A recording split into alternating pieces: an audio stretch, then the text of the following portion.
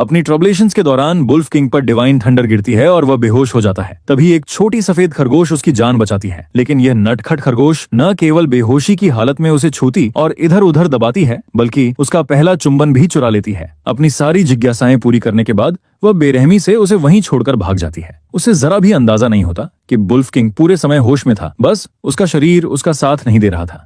जैसे ही उसकी शक्ति लौटती है, वुल्फ किंग का गुस्सा फूट पड़ता है। उसके शरीर से निकलने वाली बर्फीली शक्ति 6 मील के दायरे में हर चीज को जमा देती है। घास का हर तिनका और हर फूल बर्फ में बदल जाता है। जब उसके सबॉर्डिनेट वहां पहुंचते हैं तो वे देखते हैं कि उनके हमेशा साफ सुथरे और अनुशासन प्रिय राजा के कपड़े अस्त व्यस्त हैं। बाल बिखरे हुए हैं और उसकी गर्दन पर लाल दांतों के निशान जैसा एक चिन्ह दिखाई दे रहा है। बर्फीले भेड़ियों के तो होश ही उड़ जाते हैं। बीस्ट महाद्वीप पर हर कोई जानता है कि उनका हिम वुल्फ किंग उत्तरी क्षेत्र का निर्विवाद शासक है। ऐसे में आखिर कौन था जो राजा की कमजोरी का फायदा उठाकर उस पर हाथ डालने की हिम्मत कर गया और फिर सुरक्षित बच निकला। केन की आवाज बर्फ जैसी ठंडी हो जाती है। हर जगह तलाश करो, अगर जरूरत पड़े तो पूरी धरती खोद डालो, उस स्त्री को ढूंढो और देखते ही मार डालो। उनके सबॉर्डिनेट स्तब्ध रह जाते हैं। एक स्त्री ने ऐसा किया, आखिर उसने उनके राजा के साथ किया क्या था? भेड़िए आदेश मानकर खोज शुरू करने ही वाले होते हैं कि तभी केन के मन में अचानक एक जोड़ी चमकदार और जीवंत आंखें उभर आती हैं। वह स्त्री इतनी नाजुक और कोमल दिखती थी, फिर भी उसने उसकी पूरी शक्ति को बिना टूटे सहन कर लिया था। पिछली रात उसके गुलाबी गाल ऐसे लग रहे थे जैसे सुबह की पहली किरणें ताजी बर्फ पर पड़ रही हों।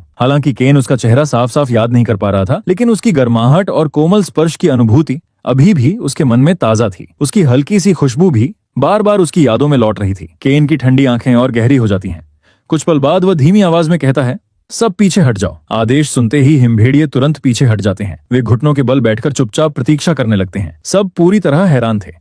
किसी को समझ नहीं आ रहा था कि उनका राजा आखिर सोच क्या रहा है, लेकिन कोई भी उससे सवाल पूछने की हिम्मत नहीं कर सकता था। वे मन ही मन बस यही सोच रहे थे कि आखिर वह कैसी स्त्री थी जिसने राजा की सीमा लांघ दी और फिर भी बिना किसी खरोंच के बच निकली। उधर जोई हाँफती हुई अपने कबीले के घर लौट आती है। जो कुछ अभी हुआ था उसे याद करते ही उसकी रीढ़ में सिहरन दौड़ जाती है। कल तक वह अपोकलिप्स दुनिया में अपनी शक्तियों के सहारे ज़ॉम्बियों से लड़ रही थी। फिर एक विस्फोट में उसकी मृत्यु हो गई और जब उसने दोबारा आंखें खोली तो खुद को बीस्ट महाद्वीप में पाया। अब वह एक सुंदर फीमेल खरगोश के रूप में जन्म ले चुकी थी। इस शरीर की असली मालिक मध्य क्षेत्र की शाही राजकुमारी थी, लेकिन युवावस्था समारोह के दौरान उसकी प्रजनन क्षमता शून्य निकली और उसका राजकुमारी होना झूठ साबित हो गया। परिवार ने तुरंत उसे घर से निकाल दिया। अपमान और निराशा में उसकी सोल रैबिट कबीले के सबसे गरीब परिवार में लौट आई। उसके पिता का बहुत पहले निधन हो चुका था। उसकी माँ लिली बेहद कमजोर थी। रिवर हर दिन शिकार के लिए पहाड़ों में भटकता था और ऐशकुमा जैसी अवस्था में पड़ा रहता था। उनके परिवार की एकमात्र राहत यह थी कि कबीले के मुखिया की पत्नी अंजू कभी कभी उन्हें थोड़ा मांस दे दिया करती थी। एक दिन ओरिजिनल सोल को पता चला कि यदि कोई स्त्री उत्तरी क्षेत्र के बीस्ट किंग की साथी बन जाए तो वह सर्वोच्च स्थान प्राप्त कर सकती है और राजसी जीवन जी सकती है। और वह बीस्ट किंग कोई और नहीं बल्कि केन था। इसी लालच में उसने सारी सावधानियां छोड़ दी और उस समय का इंतजार किया जब केन अपनी कठिन परीक्षा के दौरान कमजोर पड़े। फिर उसने उसे विशेष औषधि दे दी। पिछली रात जो कुछ हुआ था उसकी शुरुआत वहीं से हुई थी। जोई अविश्वास से अपना माथा पकड़ लेती है।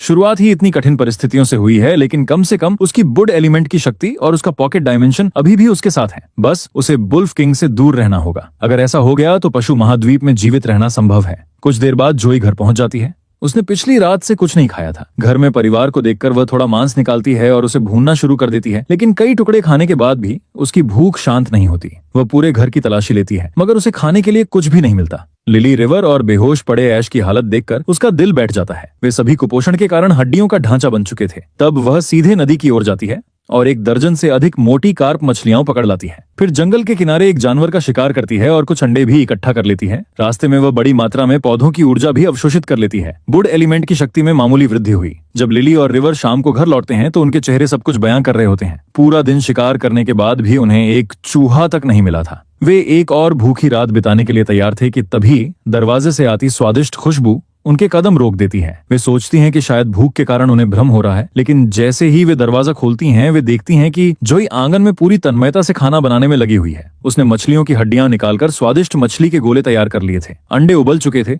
और उनके छिलकों को कटोरियों की तरह इस्तेमाल किया जा रहा था। उन्हें देखते ही जोई मुस्कुराकर कहती है, लिली, तुमने आज बहुत मेहनत की होगी, तुम्हें जरूर भूख लगी होगी। मैंने बहुत सारा अच्छा खाना तैयार किया है, आओ जल्दी से खा लो। ये सुनते ही लिली की आंखें भर आती हैं। लेकिन क्या तुमने खुद खाया है? मुझे भूख नहीं है, जोई मुस्कुराकर जवाब देती है। एक माँ होने के नाते लिली की पहली प्रवृत्ति सब कुछ अपनी बेटी के लिए छोड़ देने की थी, लेकिन जोई की जिद के आगे वह आखिरकार मान जाती है। जैसे ही वह पहला निवाला खाती है उसकी आंखें आश्चर्य से फैल जाती हैं। यह इतना स्वादिष्ट कैसे हो सकता है। उसने आज तक केवल मछली जैसी गंध वाले साधारण अंडे ही खाए थे, लेकिन ये उबले हुए अंडे इतने स्वादिष्ट थे कि वह खुद को रोक ही नहीं पा रही थी। उसके बगल में रिवर भी एक के बाद एक अंडे खा रही था और हर निवाले के साथ जोई की तारीफ कर रही था। काफी समय बाद पूरा परिवार एक साथ बैठकर गर्म और स्वादिष्ट भोजन का आनंद ले रहा था। उधर दूर स्नोवुल्फ कबीले में केन अपनी शक्ति को स्थिर कर रहा था कि तभी उसके भीतर अचानक एक शक्तिशाली रक्त संबंध जाग उठता है। उसकी आंखें तुरंत खुल जाती हैं। वह अपने धड़कते सीने पर हाथ रखता है। ये कैसे संभव है? उसे स्पष्ट रूप से महसूस हो रहा था कि उसका एक बच्चा है। बीस्ट महाद्वीप में किसी साधारण स्त्री के लिए किंग की ब्लड लाइन को धारण करना लगभग असंभव माना जाता था और हाल के दिनों में उसके संपर्क में आई एकमात्र स्त्री वही छोटी सफेद खरगोश थी। ये बात अविश्वसनीय लग रही थी, लेकिन रक्त संबंध झूठ नहीं बोल सकता था। अगले ही पल केन तुरंत एक नया आदेश जारी करता है। फ्रॉस्ट और स्टॉर्म प्रकट होते हैं और घुटनों के बल झुक जाते हैं। उस स्त्री को ढूंढो। जी मेरे स्वामी। वुल्फ कबीले के लोगों की सूंघने और महसूस करने की क्षमता असाधारण होती है। जब तक कोई छोटा सा सुराग भी बाकी हो, वे किसी भी व्यक्ति का पता लगा सकते हैं। दोनों सबऑर्डिनेट के जाने के बाद केन की सामान्यतः शांत रहने वाली आंखों में हलचल होने लगती है। उस रात की यादें, उसकी धीमी सांसें, उसका लाल पड़ता चेहरा, ये सब उसके लिए कल्टीवेशन पर ध्यान केंद्रित करना असंभव बना देते हैं। आखिरकार वह पहाड़ों की गहराई में स्थित बर्फीले तालाब में उतर जाता है और ठंडे पानी को अपनी बेचैनी शांत करने देता है। दूसरी ओर जोई अपने पत्थर के बिस्तर पर तृप्त और संतुष्ट होकर सो जाती है। आधी रात को उसे एक सपना आता है। वह एक छोटे मुलायम और बर्फ जैसे सफेद भेड़िए के बच्चे को देखती है। वह अविश्वसनीय रूप से प्यारा और गोल मटोल था। उसकी चमकदार ओस से भीगी आंखें जोई की ओर देख रही थीं और उन्हें देखते ही उसका दिल पिघल जाता है। अगली सुबह वह जागती है और पत्थर के बिस्तर पर बैठकर अपने आसपास का निरीक्षण करती है। गुफा, छोटा सा आंगन और चारों ओर फैली वीरानी। खरगोशों के शरीर पर गर्म रखने के लिए फर होता है, लेकिन जब सर्दियां आती हैं और पहाड़ बर्फ से ढक जाते हैं, तब भी ठंड हड्डियों तक चुभ जाती है। उन्हें समय रहते भोजन का भंडार जमा करना होगा। नाश्ते के बाद वह भोजन की तलाश में निकले कबीले के दल के साथ पहाड़ की ओर चल पड़ती है। 6 लोगों का समूह जंगल में प्रवेश करता है। जैसे ही वे अंदर बढ़ते हैं, जोई की नजर अचानक गाजरों के एक विशाल झुंड पर पड़ती है। उसकी आंखें चमक उठती हैं। जैसा उसने सोचा था, यह प्राचीन जंगल सचमुच खजानों से भरा हुआ था। उसने अपनी हड्डी की छुरी निकाली और मिट्टी खोदना शुरू कर दिया। बाकी लोगों को लगा कि वह बस कोई जंगली खरपतवार उखाड़ रही है, लेकिन कुछ ही देर बाद उसने मुट्ठी जितनी बड़ी गाजर निकालकर मुस्कुराते हुए कहा, इसे गाजर कहते हैं। ये खाने में बहुत स्वादिष्ट होती है। समूह के सभी लोग उसे अविश्वास से देखने लगे। इतनी बड़ी चीज जमीन के नीचे उगती है? वे पूरी तरह हैरान थे। तभी एक सतर्क जानवर बोला, लेकिन क्या इसे खाना सुरक्षित है? कई बार कुछ चीजें खाने लायक लगती हैं, लेकिन वे हमें बीमार कर देती हैं। कुछ तो लोगों की जान भी ले चुकी है। इसलिए हम आमतौर पर किसी अनजान चीज को खाने के बजाय छोड़ देना बेहतर समझते हैं। जोई ने कोई जवाब नहीं दिया। उसने गाजर को छीलकर साफ किया, फिर उसे टुकड़ों में काटा और सबके सामने पूरा खा गई। एक कारण यह था कि उसके पेट में भूख लगी हुई थी। दूसरा कारण था सबको इसकी सुरक्षा साबित करना। खाने के बाद उसने सबकी ओर देखा। अगर तुम्हें अब भी भरोसा नहीं है तो थोड़ा इंतजार करो, मुझे देखो। अगर मैं ठीक रहती हूँ तब तुम लोग भी इसे खोद लेना। सभी खरगोश और दूसरे जानवर अवाक रह गए। उनके चेहरों पर संदेह की जगह प्रशंसा ने ले ली। आखिर कौन इतनी हिम्मत दिखाता है कि किसी अज्ञात पौधे को सबसे पहले खुद खाकर उसकी जांच करे? उनकी नजर में जोई सचमुच असाधारण थी। अगर यह गाजर सुरक्षित साबित होती है तो वह पूरे कबीले के लिए नई खाद्य सामग्री खोजने वाली पहली व्यक्ति होगी। सिर्फ इसी उपलब्धि से वह सबसे बहादुर योद्धाओं की श्रेणी में आ सकती थी। इतनी सारी प्रशंसा भरी निगाहें खुद पर महसूस करके जोई थोड़ी असहज हो जाती हैं। आखिर वह एक प्रलयग्रस्त दुनिया से आई थी। उसके दिमाग में इतना ज्ञान भरा हुआ था कि उससे एक पूरा विश्वकोश तैयार किया जा सकता था। उसके लिए गाजर पहचानना कोई वीरता का काम नहीं था। उधर उसी समय फ्रॉस्ट और स्टॉर्म अपनी रिपोर्ट लेकर केन के सामने उपस्थित हो चुके थे। दोनों के चेहरे ऐसे लग रहे थे मानो अभी रो पड़ेंगे। उनका राजा, वह अलौकिक रूप से सुंदर, लगभग देवता जैसा अस्तित्व, मध्य क्षेत्र की सबसे बदनाम स्त्री के हाथों अपमानित हो गया था। सिर्फ यह सोचकर ही उनकी आंखें नम हो रही थीं। मेरे स्वामी, यह हमारी गलती है। हम आपकी रक्षा नहीं कर पाए। हमने जोई भी को आपके पास आने दिया। फिर स्टॉर्म ने जल्दी से कहा, लेकिन चिंता मत कीजिए, वह औरत अब खरगोश कबीले में फंसी हुई है और घास फूस खाकर जी रही है। जब हमने उसे देखा तो वह सचमुच मिट्टी खोदकर खाने की तलाश कर रही थी। अगर यही हाल रहा तो 1 महीने के भीतर वह भूख से मर जाएगी। उसकी बात पूरी भी नहीं हुई थी कि केन ने उसकी ओर ऐसी नजर डाली मानो वह पत्थर तक को 2 टुकड़ों में काट सकती हो। स्टॉर्म का गला सूख गया। वह तुरंत चुप हो गया। किंग नाराज था, लेकिन उसने आखिर गलत क्या कहा था? कुछ पल बाद केन ने अपनी नजरें हटा लीं और रिपोर्ट पर दोबारा ध्यान दिया। तो उसका नाम जोई भी है। मध्य क्षेत्र के पशु सम्राट की पूर्व मंगेतर, एक ऐसी महिला जिसका नाम पूरे महाद्वीप में बदनामी का पर्याय बन चुका था। उस पर दूसरी महिलाओं के प्रति क्रूरता और अनेक घोटालों के आरोप लगे थे, लेकिन न जाने क्यों केन इन बातों को उस स्त्री से जोड़ नहीं पा रहा था जिसे उसने उस रात देखा था। उसकी याद फिर उभर आई। उसके काले बाल चेहरे के आसपास बिखरे हुए थे, उसके गोरे कंधे हल्के हल्के कांप रहे थे, उसकी आंखें झरने के पानी की तरह निर्मल थीं, यहाँ तक कि जब वह दया की भीख मांग रही थी तब भी। और उसकी आवाज इतनी कोमल कि किसी का भी दिल पिघल जाए। सिर्फ यह सोचकर ही केन की उंगलियों में हल्की गर्माहट दौड़ गई। कुछ देर बाद दोनों भेड़िए चुपचाप झुककर वहां से चले गए। रात गहरा चुकी थी। जब पूरा खरगोश परिवार गहरी नींद में सो गया तब जोई चुपके से उठी। वह अपने खरगोश रूप में बदल गई और उस शाहबलूत के बाग की ओर दौड़ पड़ी जिसे उसने पहले देखा था। उसे कुछ ऐसे पेड़ मिले जिनके फल अभी पूरी तरह नहीं पके थे। उसने अपनी बोर्ड एलिमेंट की शक्ति का उपयोग किया। अगले ही पल सारे शाहबलूत पक गए। जोई ने एक लंबी छड़ी उठाई और कांटेदार गुच्छों को नीचे गिराने लगी, लेकिन उसका शरीर अभी भी बहुत कमजोर था। कुछ ही प्रहारों के बाद उसकी सांस फूलने लगी और पेट में भी अजीब सा भारीपन महसूस हो रहा था। थककर उसने बुदबुदाया, काश कोई तेज हवा चल जाए और ये सारे शाहबलूत खुद ही नीचे गिर जाएं। जैसे ही उसके शब्द खत्म हुए, अचानक एक तेज हवा चली। धड़ाम! सारे शाहबलूत एक साथ जमीन पर गिर पड़े और हैरानी की बात यह थी कि एक भी फल उसे छू तक नहीं पाया। जोई की आंखें फैल गईं। उसका अंदाजा सही था। वह खुशी खुशी शाहबलूत इकट्ठा करने लगी, मानो उसे कोई खजाना मिल गया हो।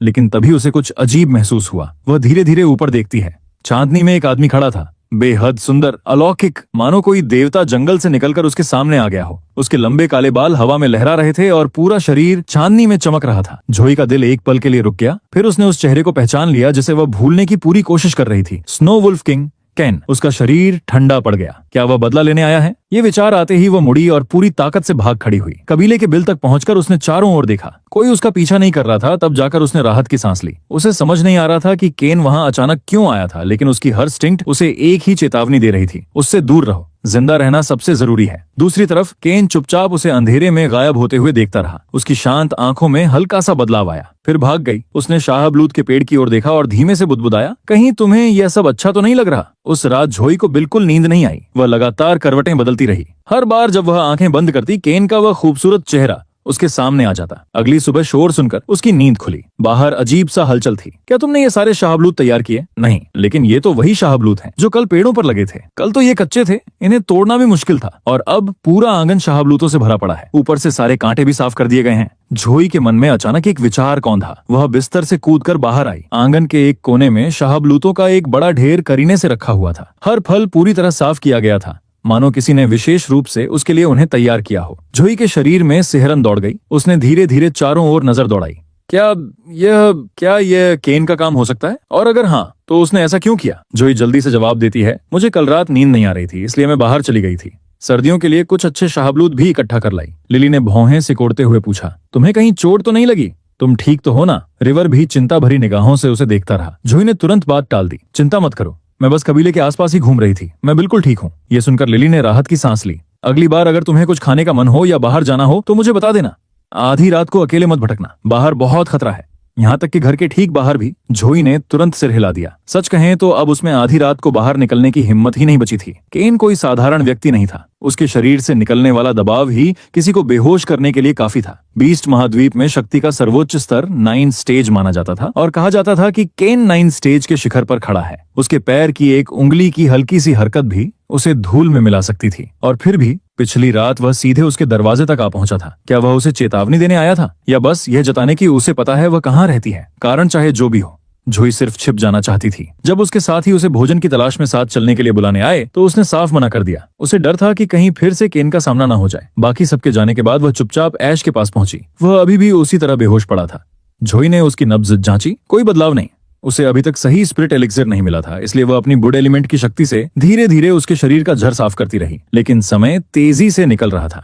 ऐश को जल्द ही जागना होगा। अगले कुछ दिनों तक जोई मुश्किल से घर से बाहर निकली, लेकिन हैरानी की बात यह थी कि लिली हर दिन इतना शिकार लेकर लौटती कि घर में रखने की जगह कम पड़ने लगी। जोई पूरे दिन खाना बनाने में व्यस्त रहती। वह परिवार के लिए नई नई रेसिपियां आजमाती और अलग अलग व्यंजन तैयार करती। एक शाम भोजन के दौरान लिली ने आश्चर्य से सिर हिलाया, आजकल हमारी किस्मत कितनी अच्छी चल रही है, यकीन ही नहीं होता। हर दिन कोई न कोई घायल जानवर मिल जाता है। मैं और तुम्हारे चाचा रिवर बिना ज्यादा मेहनत किए उसे पकड़ लेते हैं। फिर उसने जोई की प्लेट में और मांस डालते हुए कहा, खाओ, अगर पेट नहीं भरा तो मैं और शिकार लेकर आ जाऊंगी। लगातार कई दिनों तक भरपूर शिकार मिलने से लिली का आत्मविश्वास काफी बढ़ गया था। वह यह भी देख रही थी कि जोई पहले से कहीं ज्यादा खाने लगी है। जोई खुद भी यह महसूस कर रही थी। उसे बार बार भूख लगती थी। वह खुद को रोकने की कोशिश करती, लेकिन ज्यादातर खाना आखिरकार उसके पेट में ही चला जाता। फिर भी लिली और रिवर दोनों उसे देखकर खुश होते थे। जब जोई पहली बार घर लौटी थी तब वह मुश्किल से बोलती थी, मुश्किल से खाती थी और इतनी दुबली थी जैसे कोई सूखी टहनी। लेकिन अब वह खुलकर हंसती थी, अच्छे से खाती थी और पहले से कहीं ज्यादा जीवन दिखती थी। पूरा परिवार उसे देखकर खुश हो जाता था। जोई ने पहले कभी बच्चे को जन्म नहीं दिया था, इसलिए उसे बिल्कुल अंदाजा नहीं था कि उसकी भूख अचानक इतनी क्यों बढ़ गई है। लेकिन एक और बात उसे लगातार परेशान कर रही थी, लिली की शिकार में सफलता।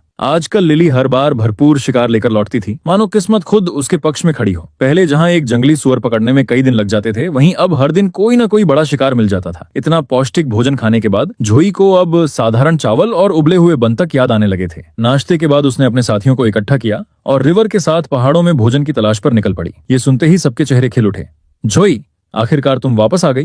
पिछली बार जब तुमने हमें मशरूम और गाजर पहचानना सिखाया था, तब से हम ढेर सारे मशरूम और गाजर इकट्ठा कर रहे हैं। अब अगर शिकार न भी मिले तो कम से कम भूखे रहने का डर नहीं रहता। और वह मशरूम गाजर सूप, उसकी खुशबू तो कमाल की थी। सब लोग उसके चारों ओर जमा हो गए। उनकी आंखें उत्साह से चमक रही थीं। उन्हें देखकर जोई हंस पड़ी। पूरा समूह साथ साथ पहाड़ की ओर बढ़ गया। जोई जहां भी इशारा करती, सब उत्सुकता से उसके पीछे पीछे चल पड़ते। उत्तरी हिस्से में पहुंचकर उसने कुछ वुड ईयर मशरूम तोड़े और सबको दिखाया कि उन्हें सही तरीके से कैसे भिगोया और पकाया जाता है। सब लोग पूरी एकाग्रता से उसकी बातें सुन रहे थे। उनकी आंखें ऐसे चमक रही थीं जैसे किसी बच्चे को कोई नया खजाना मिल गया हो। थोड़ी दूर आगे बढ़ने पर जोई की नजर शकरकंदों पर पड़ी। उसका चेहरा तुरंत खिल उठा। शकरकंद, इसका मतलब था चीनी और ढेर सारी दूसरी चीजें जो चीनी से बनाई जा सकती थी। वह तेजी से शकरकंद खोदने लगी और उन्हें अपने पॉकेट डायमेंशन में रखने लगी। वह पहले ही सोच चुकी थी कि अगले वसंत में कुछ शकरकंद बीज के रूप में लगाएगी और कबीले के पास इतने खेत तैयार करेगी कि आने वाले वर्षों तक किसी को भूखे रहने की जरूरत न पड़े। उसने सबको बुलाया। इसे शकरकंद कहते हैं, बस इसे पानी में उबालो और ये खाने के लिए तैयार हो जाएगा। सभी लोग दंग रह गए। जोई, तुम तो कमाल हो, इतने कम समय में एक और नया भोजन। हमें तो पता ही नहीं था कि ये खाने लायक भी हैं। पहाड़ पर हर जगह शकरकंद फैले हुए थे और वर्षों से किसी ने उन्हें छुआ तक नहीं था।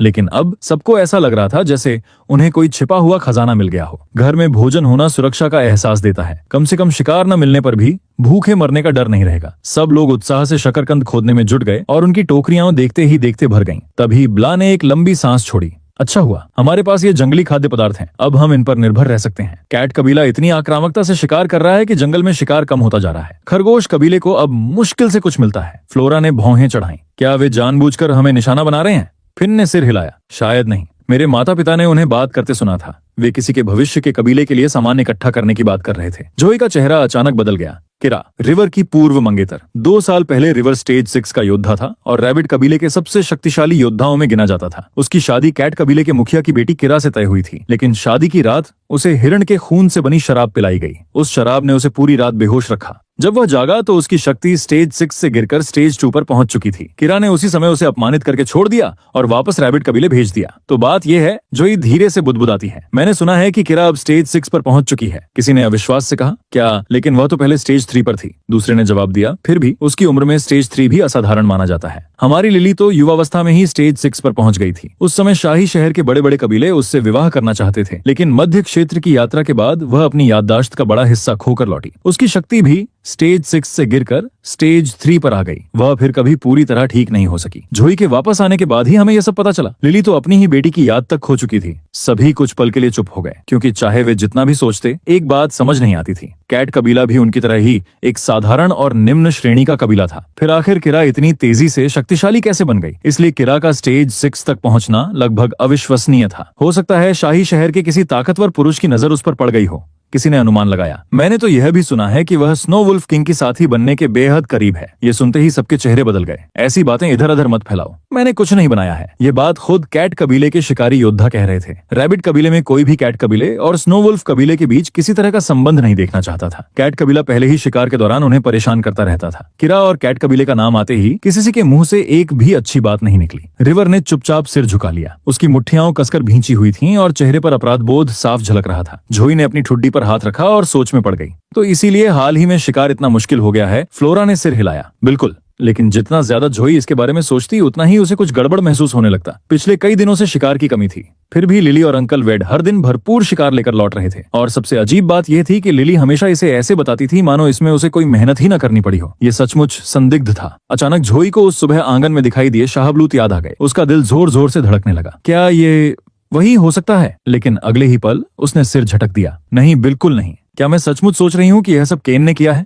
ओरिजिनल जोई की प्रतिष्ठा पूरी तरह बर्बाद हो चुकी थी। उत्तरी क्षेत्र का राजा केन उसके बारे में सब कुछ जान सकता था। वह उसकी मदद क्यों करेगा? वह इतनी भाग्यशाली नहीं हो सकती। कुछ पल सोचने के बाद जोई ने कहा, चलो अभी वापस चलते हैं। हमें पता लगाना होगा कि कैट कबीला आखिरकार क्या रहा है। उसे महसूस हो रहा था कि कैट कबीला जानबूझकर रैबिट कबीले को निशाना बना रहा है, और अगर यह सच था तो वह चुप बैठने वाली नहीं थी। जैसे ही सब वापस मुड़ने लगे, जोई के कान अचानक फड़क उठे। उसे किसी की आवाज सुनाई दी। उसने तुरंत हाथ उठाकर सबको रुकने का इशारा किया। एक पल में पूरा समूह शांत हो गया। फिर सभी खरगोश रूप में बदल गए और आसपास के बिलों में छिप गए। कुछ देर बाद कैट कबीले के 2 योद्धा वहां से गुजरे। मुझे लगा मैंने कुछ सुना था, लेकिन यहाँ तो कोई नहीं है। शायद हम देर से पहुंचे हैं। अफसोस, अगर कुछ ताकतवर खरगोशों की खाल मिल जाती तो हमारी अच्छी प्रतिष्ठा बन जाती। दूसरा हंसा। उसकी चिंता मत करो, अभी प्राथमिकता रिवर को ढूंढना है। पहले उसे मारो, फिर पूरे रैबिट कबीले का सफाया कर दो। एक बार कबीले पर कब्जा हो गया तो किरा का अतीत पूरी तरह मिट जाएगा।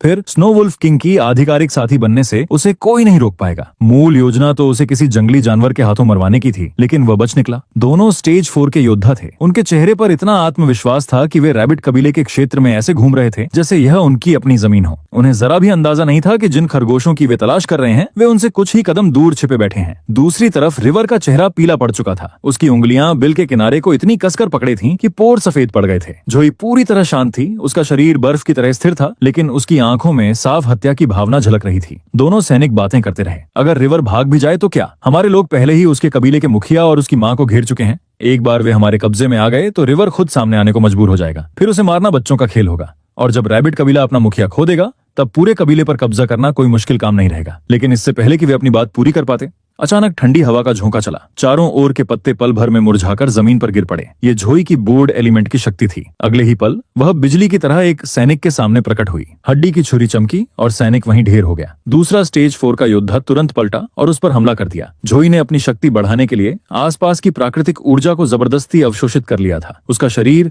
इस दबाव को सहन करने के लिए संघर्ष कर रहा था। पेट में भयंकर ऐंठन उठ रही थी, लेकिन उसने दर्द को नजरअंदाज कर दिया। आज इन दोनों को मरना ही था। जो भी उसके परिवार को नुकसान पहुंचाने की कोशिश करेगा वह जीवित नहीं बचेगा। रिवर और बाकी लोग तुरंत बाहर निकल आए। रिवर अपनी लगभग खत्म हो चुकी शक्ति के बावजूद सीधे जोई के सामने आकर खड़ा हो गया। अगर जरूरत पड़ी तो वह अपनी जान देकर भी उसकी रक्षा करेगा। फ्लोरा ने दांत भींचे और हवा में छलांग लगाकर दुश्मन पर हमला कर दिया। बाकी लोग भी पीछे नहीं हटे। उन्होंने अपनी हड्डी की छुरियां उठाई और स्टेज 4 के योद्धा को रोकने की कोशिश की, लेकिन एक तेज धमाके के साथ उनकी कई छुरियां टूट गईं। उनमें सबसे ताकतवर योद्धा भी सिर्फ स्टेज 3 का था। स्टेज 4 के योद्धा का सामना करना लगभग आत्महत्या के बराबर था। फिर भी कोई पीछे नहीं हटा। सभी जोई की रक्षा के लिए अपनी पूरी ताकत झोंक रहे थे। आखिरकार दुश्मन कुछ क्षणों के लिए रुक गया और वही मौका जोई को चाहिए था। अपने दोस्तों को खून से लथपथ व घायल देखकर उसके सीने में एक अजीब भावना उठी। वह उसे नाम नहीं दे सकती थी, लेकिन वह भावना बेहद प्रबल थी। उसने मुट्ठी कस ली। अगले ही पल उसने हड्डी की छुरी उठाई। अपनी सारी बोर्ड एलिमेंट की शक्ति उसमें समेट दी और मौका मिलते ही छुरी सीधे सैनिक के गले में घोंप दी। एक ही वार में सब खत्म। लेकिन राहत की सांस लेने से पहले ही उसके पेट में असहनीय दर्द उठा। दुनिया उसकी आंखों के सामने घूमने लगी। वह लड़खड़ाई और पास के पेड़ को पकड़ लिया। जोई, जोई, क्या हुआ? क्या तुम ठीक हो? सब उसके आसपास इकट्ठा हो गए। किसी ने उसके द्वारा स्टेज 4 के योद्धा को मार गिराने पर आश्चर्य तक नहीं जताया। उन्हें सिर्फ उसकी चिंता थी। जोई ने गहरी सांस ली और खुद को संभाला। मैं ठीक हूँ। सबने बहुत मेहनत की है। धन्यवाद। सच में। उसने अपने घायल साथियों को देखा। उसकी आंखों में पछतावा साफ दिखाई दे रहा था। जब हम वापस पहुंचेंगे तो मैं सबकी चोटों का इलाज करूंगी। अब कबीले में लौट जाओ और मेरा इंतजार करो। ये कहकर वह खरगोश रूप में बदल गई और दूसरी दिशा में दौड़ने लगी। रिवर ने उसका हाथ पकड़ लिया। उसे पहले ही समझ आ गया था कि वह क्या करने वाली है, लेकिन जोई ने पीछे मुड़कर नहीं देखा। मुझे जाना होगा। मैं ठीक हो जाऊंगी। सबको तुरंत सतर्क कर दो। मुझे डर है कि कैट कबीला किसी भी समय हमला कर सकता है। ये सुनते ही सभी को स्थिति की गंभीरता समझ आ रही। कबीले की रक्षा सबसे जरूरी थी। जोई ने अपनी बची हुई शक्ति समेटी। उसे लिली की गंध महसूस हो रही थी। उसी के सहारे उसने दिशा तय की और अगले ही पल वह प्रकाश की एक किरण की तरह आगे बढ़ गई।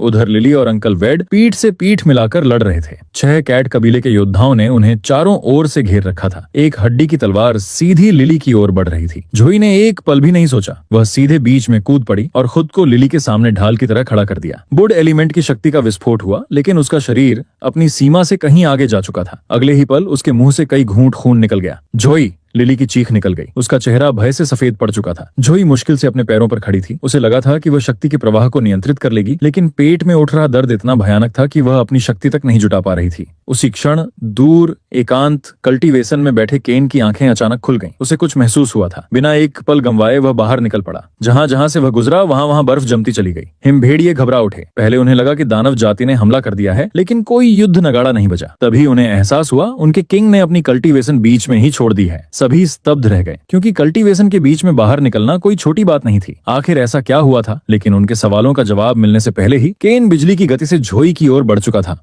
जमीन पर गिरने से पहले ही उसने उसे हवा में पकड़ लिया। उसने बस अपनी आस्तीन एक बार झटकी और छहों कैट क्लान वॉरियर्स लगभग आधा मील दूर हवा में उछलकर गिर पड़े। वे खून की उल्टी कर रहे थे और उनमें उठने की भी ताकत नहीं बची थी। इससे पहले कि वे दया की भीख भी मांग पाते, उनके शरीर राख में बदल गए। अंकल वेट बस अपना मुंह खुला रखकर ये सब देखते रह गए। जब उन्होंने स्नो वुल्फ किंग की ओर देखा तो उनके हाथ पैर समझ ही नहीं पाए कि उन्हें क्या करना चाहिए। लिली का पूरा शरीर कमजोर पड़ गया था। उसने कभी सपने में भी नहीं सोचा था कि उसके जैसी एक आम खरगोश कभी स्नो वुल्फ किंग को इतनी करीब से देख पाएगी, और तो और उसे अपनी ही बेटी को अपनी बाहों में लिए हुए देख पाएगी। वो हिल नहीं सकती थी, वो बोल भी नहीं सकती थी। स्नो वुल्फ किंग से निकल रहे उस खौफनाक और हड्डियों तक को चीर देने वाले ऑरा के कारण वहां सांस लेना भी खतरनाक लग रहा था। अचानक हुए इस बदलाव से जोई पूरी तरह से सदमे में थी। इससे पहले कि वो कुछ समझ पाती, एक गर्म सी धारा धीरे धीरे उसके शरीर में बहने लगी। उसके पेट का वो भयानक दर्द अब कम होने लगा था। उसका पूरा शरीर बहुत हल्का महसूस हो रहा था। जोई की आंखें खुल गईं और वो आखिरकार साफ देख पा रही थी। उसके सामने खड़ा वो आदमी जो किसी लाइव पेंटिंग की तरह खूबसूरत था, वो कोई और नहीं, स्वयं केन था। वो घबराहट में अचानक पीछे हट गई। केन ने उसे बहुत प्यार से थामे रखा और उसकी आवाज बेहद नरम थी।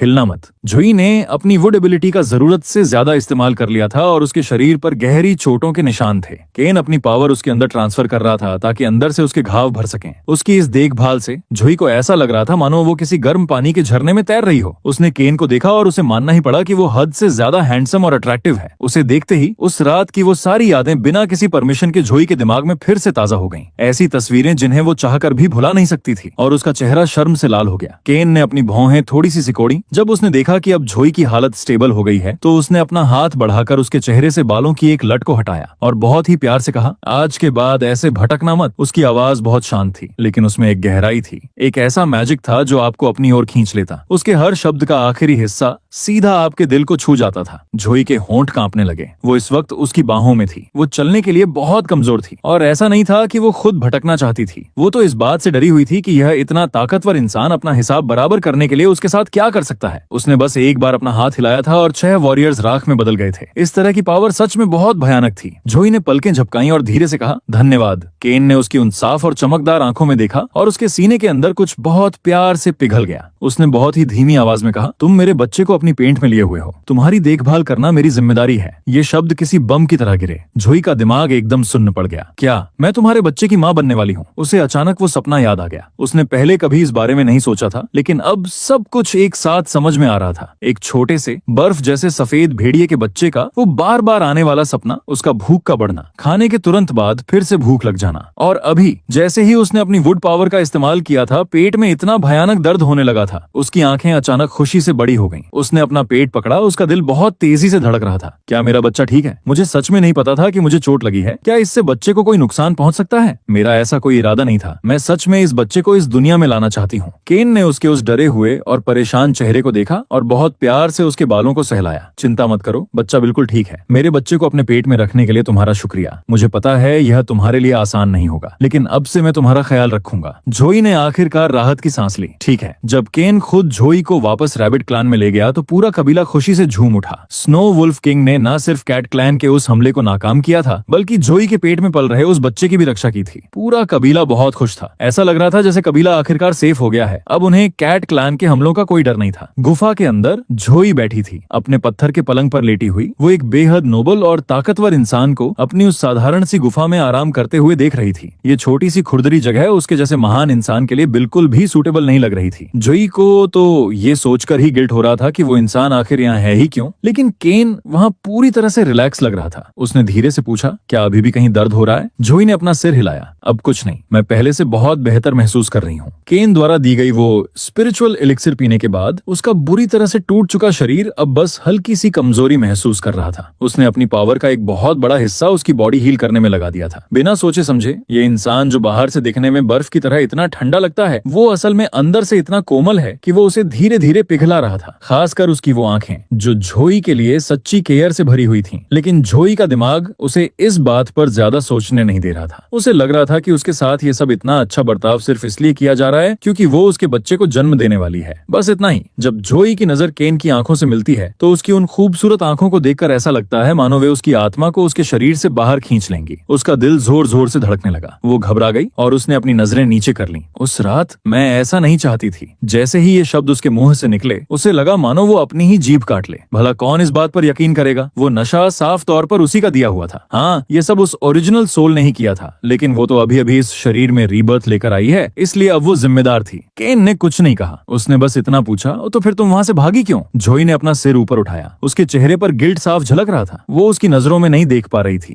केन उसके हर एक रिएक्शन को बहुत ध्यान से देख रहा था, मानो वो सब कुछ समझ रहा हो। जोई की पलकें फड़फड़ा रही थीं। वो घबरा रही थी। तुम स्नो वुल्फ किंग हो, मैं तो बस एक साधारण सी खरगोश हूँ और मैंने तुम पर वो आनंद की दवा यूज की। मुझे डर था कि तुम गुस्सा हो जाओगे। मैंने सोचा कि अगर मैं तुम्हारी नजरों से दूर हो जाऊं तो शायद सब कुछ अपने आप ठीक हो जाएगा। वो उसे ये समझाने की कोशिश कर रही थी कि वो इस बच्चे का इस्तेमाल करके खुद को उसके साथ जोड़ना नहीं चाहती थी। वो बस अपने घर जाकर अपनी फैमिली के साथ एक शांति वाली लाइफ जीना चाहती थी। उसके ये सब बोलने के बाद जोई को अपने आसपास की हवा में एक बहुत भयानक सी ठंडक महसूस होने लगी। आसपास का माहौल एकदम शांत हो गया। केन ने अपनी आंखें सिकोड़ी। तो तुम सब कुछ मिटाना चाहती हो, जो तुम्हें चाहिए था वो हासिल करो और फिर गायब हो जाओ। किसी का इस्तेमाल करो और फिर उसे फेंक दो। ऐसा दिखावा करो जैसे कुछ हुआ ही नहीं। उसकी आवाज इतनी ठंडी थी कि हड्डियां भी कांप उठे। उस आवाज में मौजूद वो ठंडक सीधे दिल तक पहुंच रही थी। जोई को उस ठंडक का भारीपन अपने ऊपर साफ महसूस हो रहा था और वो तुरंत समझ गई कि वो सचमुच बहुत गुस्से में है, क्योंकि चाहे कुछ भी हो जाए। जिस तरह से वो उसकी बातें सुन रहा था, जोई उसे एक ऐसी इंसान लग रही थी जिसे जिम्मेदारी का कोई एहसास नहीं है। और फिर उसे एहसास हुआ यह मॉन्स्टर कॉन्टिनेंट है। यहाँ एक औरत जो किसी आदमी से अपनी इच्छा पूरी करवाकर गायब हो जाती है, उसे सच में बहुत बेशर्म माना जाता है। मॉडर्न दुनिया का लॉजिक यहाँ पूरी तरह से उल्टा था। उसने तो सोचा था कि डीमन किंग होने के नाते केन उससे कोई रिश्ता नहीं रखना चाहेगा और वो उससे छुटकारा पाकर खुश होगा, लेकिन ऐसा बिल्कुल नहीं था। जोई की नजरें इधर उधर भटक रही थीं, कहीं टिक नहीं पा रही थीं और वो लड़खड़ाते हुए बोलने लगी, मैं भागी थी। मैं बस एक रात घर नहीं आई थी। मुझे लिली की टेंशन हो रही थी। मुझे डर था कि फैमिली घबरा जाएगी, इसलिए मैं उनका हालचाल जानने के लिए वापस गई थी। केन की भौहें थोड़ी सी ऊपर उठी। उसने उसे बीच में नहीं टोका। वो बस उसे एक अजीब सी मुस्कान और एक सार्काज्म भरी हंसी के साथ देखता रहा। और फिर जोई खुद को संभालते हुए आगे बोलने लगी, तुम स्नो वुल्फ किंग हो, नॉर्दर्न रीजन के डीमन किंग। तुम मुझ जैसी किसी साधारण लड़की पर दोबारा नजर क्यों डालोगे? मेरी रेपुटेशन तो पहले ही मिट्टी में मिल चुकी है। मैंने तुमसे किसी भी चीज की उम्मीद करने की हिम्मत ही नहीं की थी। केन बहुत ही धीमी और शांत आवाज में बोला, अगर तुम मुझे जानती हो तो तुम्हें यह भी पता होना चाहिए कि एक बार तुमने मुझे नाराज कर दिया तो फिर तुम यह दिखावा नहीं कर सकती कि कुछ हुआ ही नहीं। क्या मैं इसकी भरपाई कर सकती हूँ? जोई ने अपना हाथ बढ़ाया और बहुत ही हल्के से उसकी आस्तीन को खींचा। तुम क्या चाहते हो? केन की निगाहें उसकी आंखों पर ऐसे टिकी हुई थीं मानो कोई भंवर उसे पूरी तरह निगल जाएगा। जोई का गला अचानक सूख गया। बस उसके इस तरह देखने से ही उसका पूरा शरीर कमजोर पड़ गया था। जोई ने जैसे तैसे अपनी आवाज निकली, क्या तुम बच्चा चाहती हो? केन ने अपना हाथ बढ़ाया, धीरे से उसके बालों को पीछे हटाया। उसकी उंगलियां उसके होठों को छू गईं। उसकी आंखों में उस इंसान का वो शांत कॉन्फिडेंस था जो हमेशा अपनी मनचाही चीज पा ही लेता है। इस समय उसके ऑरा का पूरा प्रेशर बाहर की ओर फैल रहा था और इस दुनिया में कोई भी उसे ना नहीं कह सकता था। केन ने उसे अपनी बाहों में भर लिया और उसे किस किया। जोई का पूरा शरीर कांप उठा। उसका शरीर उसकी परमिशन के बिना ही रिएक्ट कर रहा था। उसकी हर एक नस में एक करंट सा दौड़ रहा था, जब तक कि उसके दिमाग से बाकी सब कुछ धीरे धीरे गायब नहीं हो गया। कुछ देर बाद केन आखिरकार पीछे हट गया। जोई पूरी तरह से बिखर चुकी थी। वो बस उसकी छाती से लगकर अपनी सांसें नॉर्मल करने की कोशिश कर रही थी।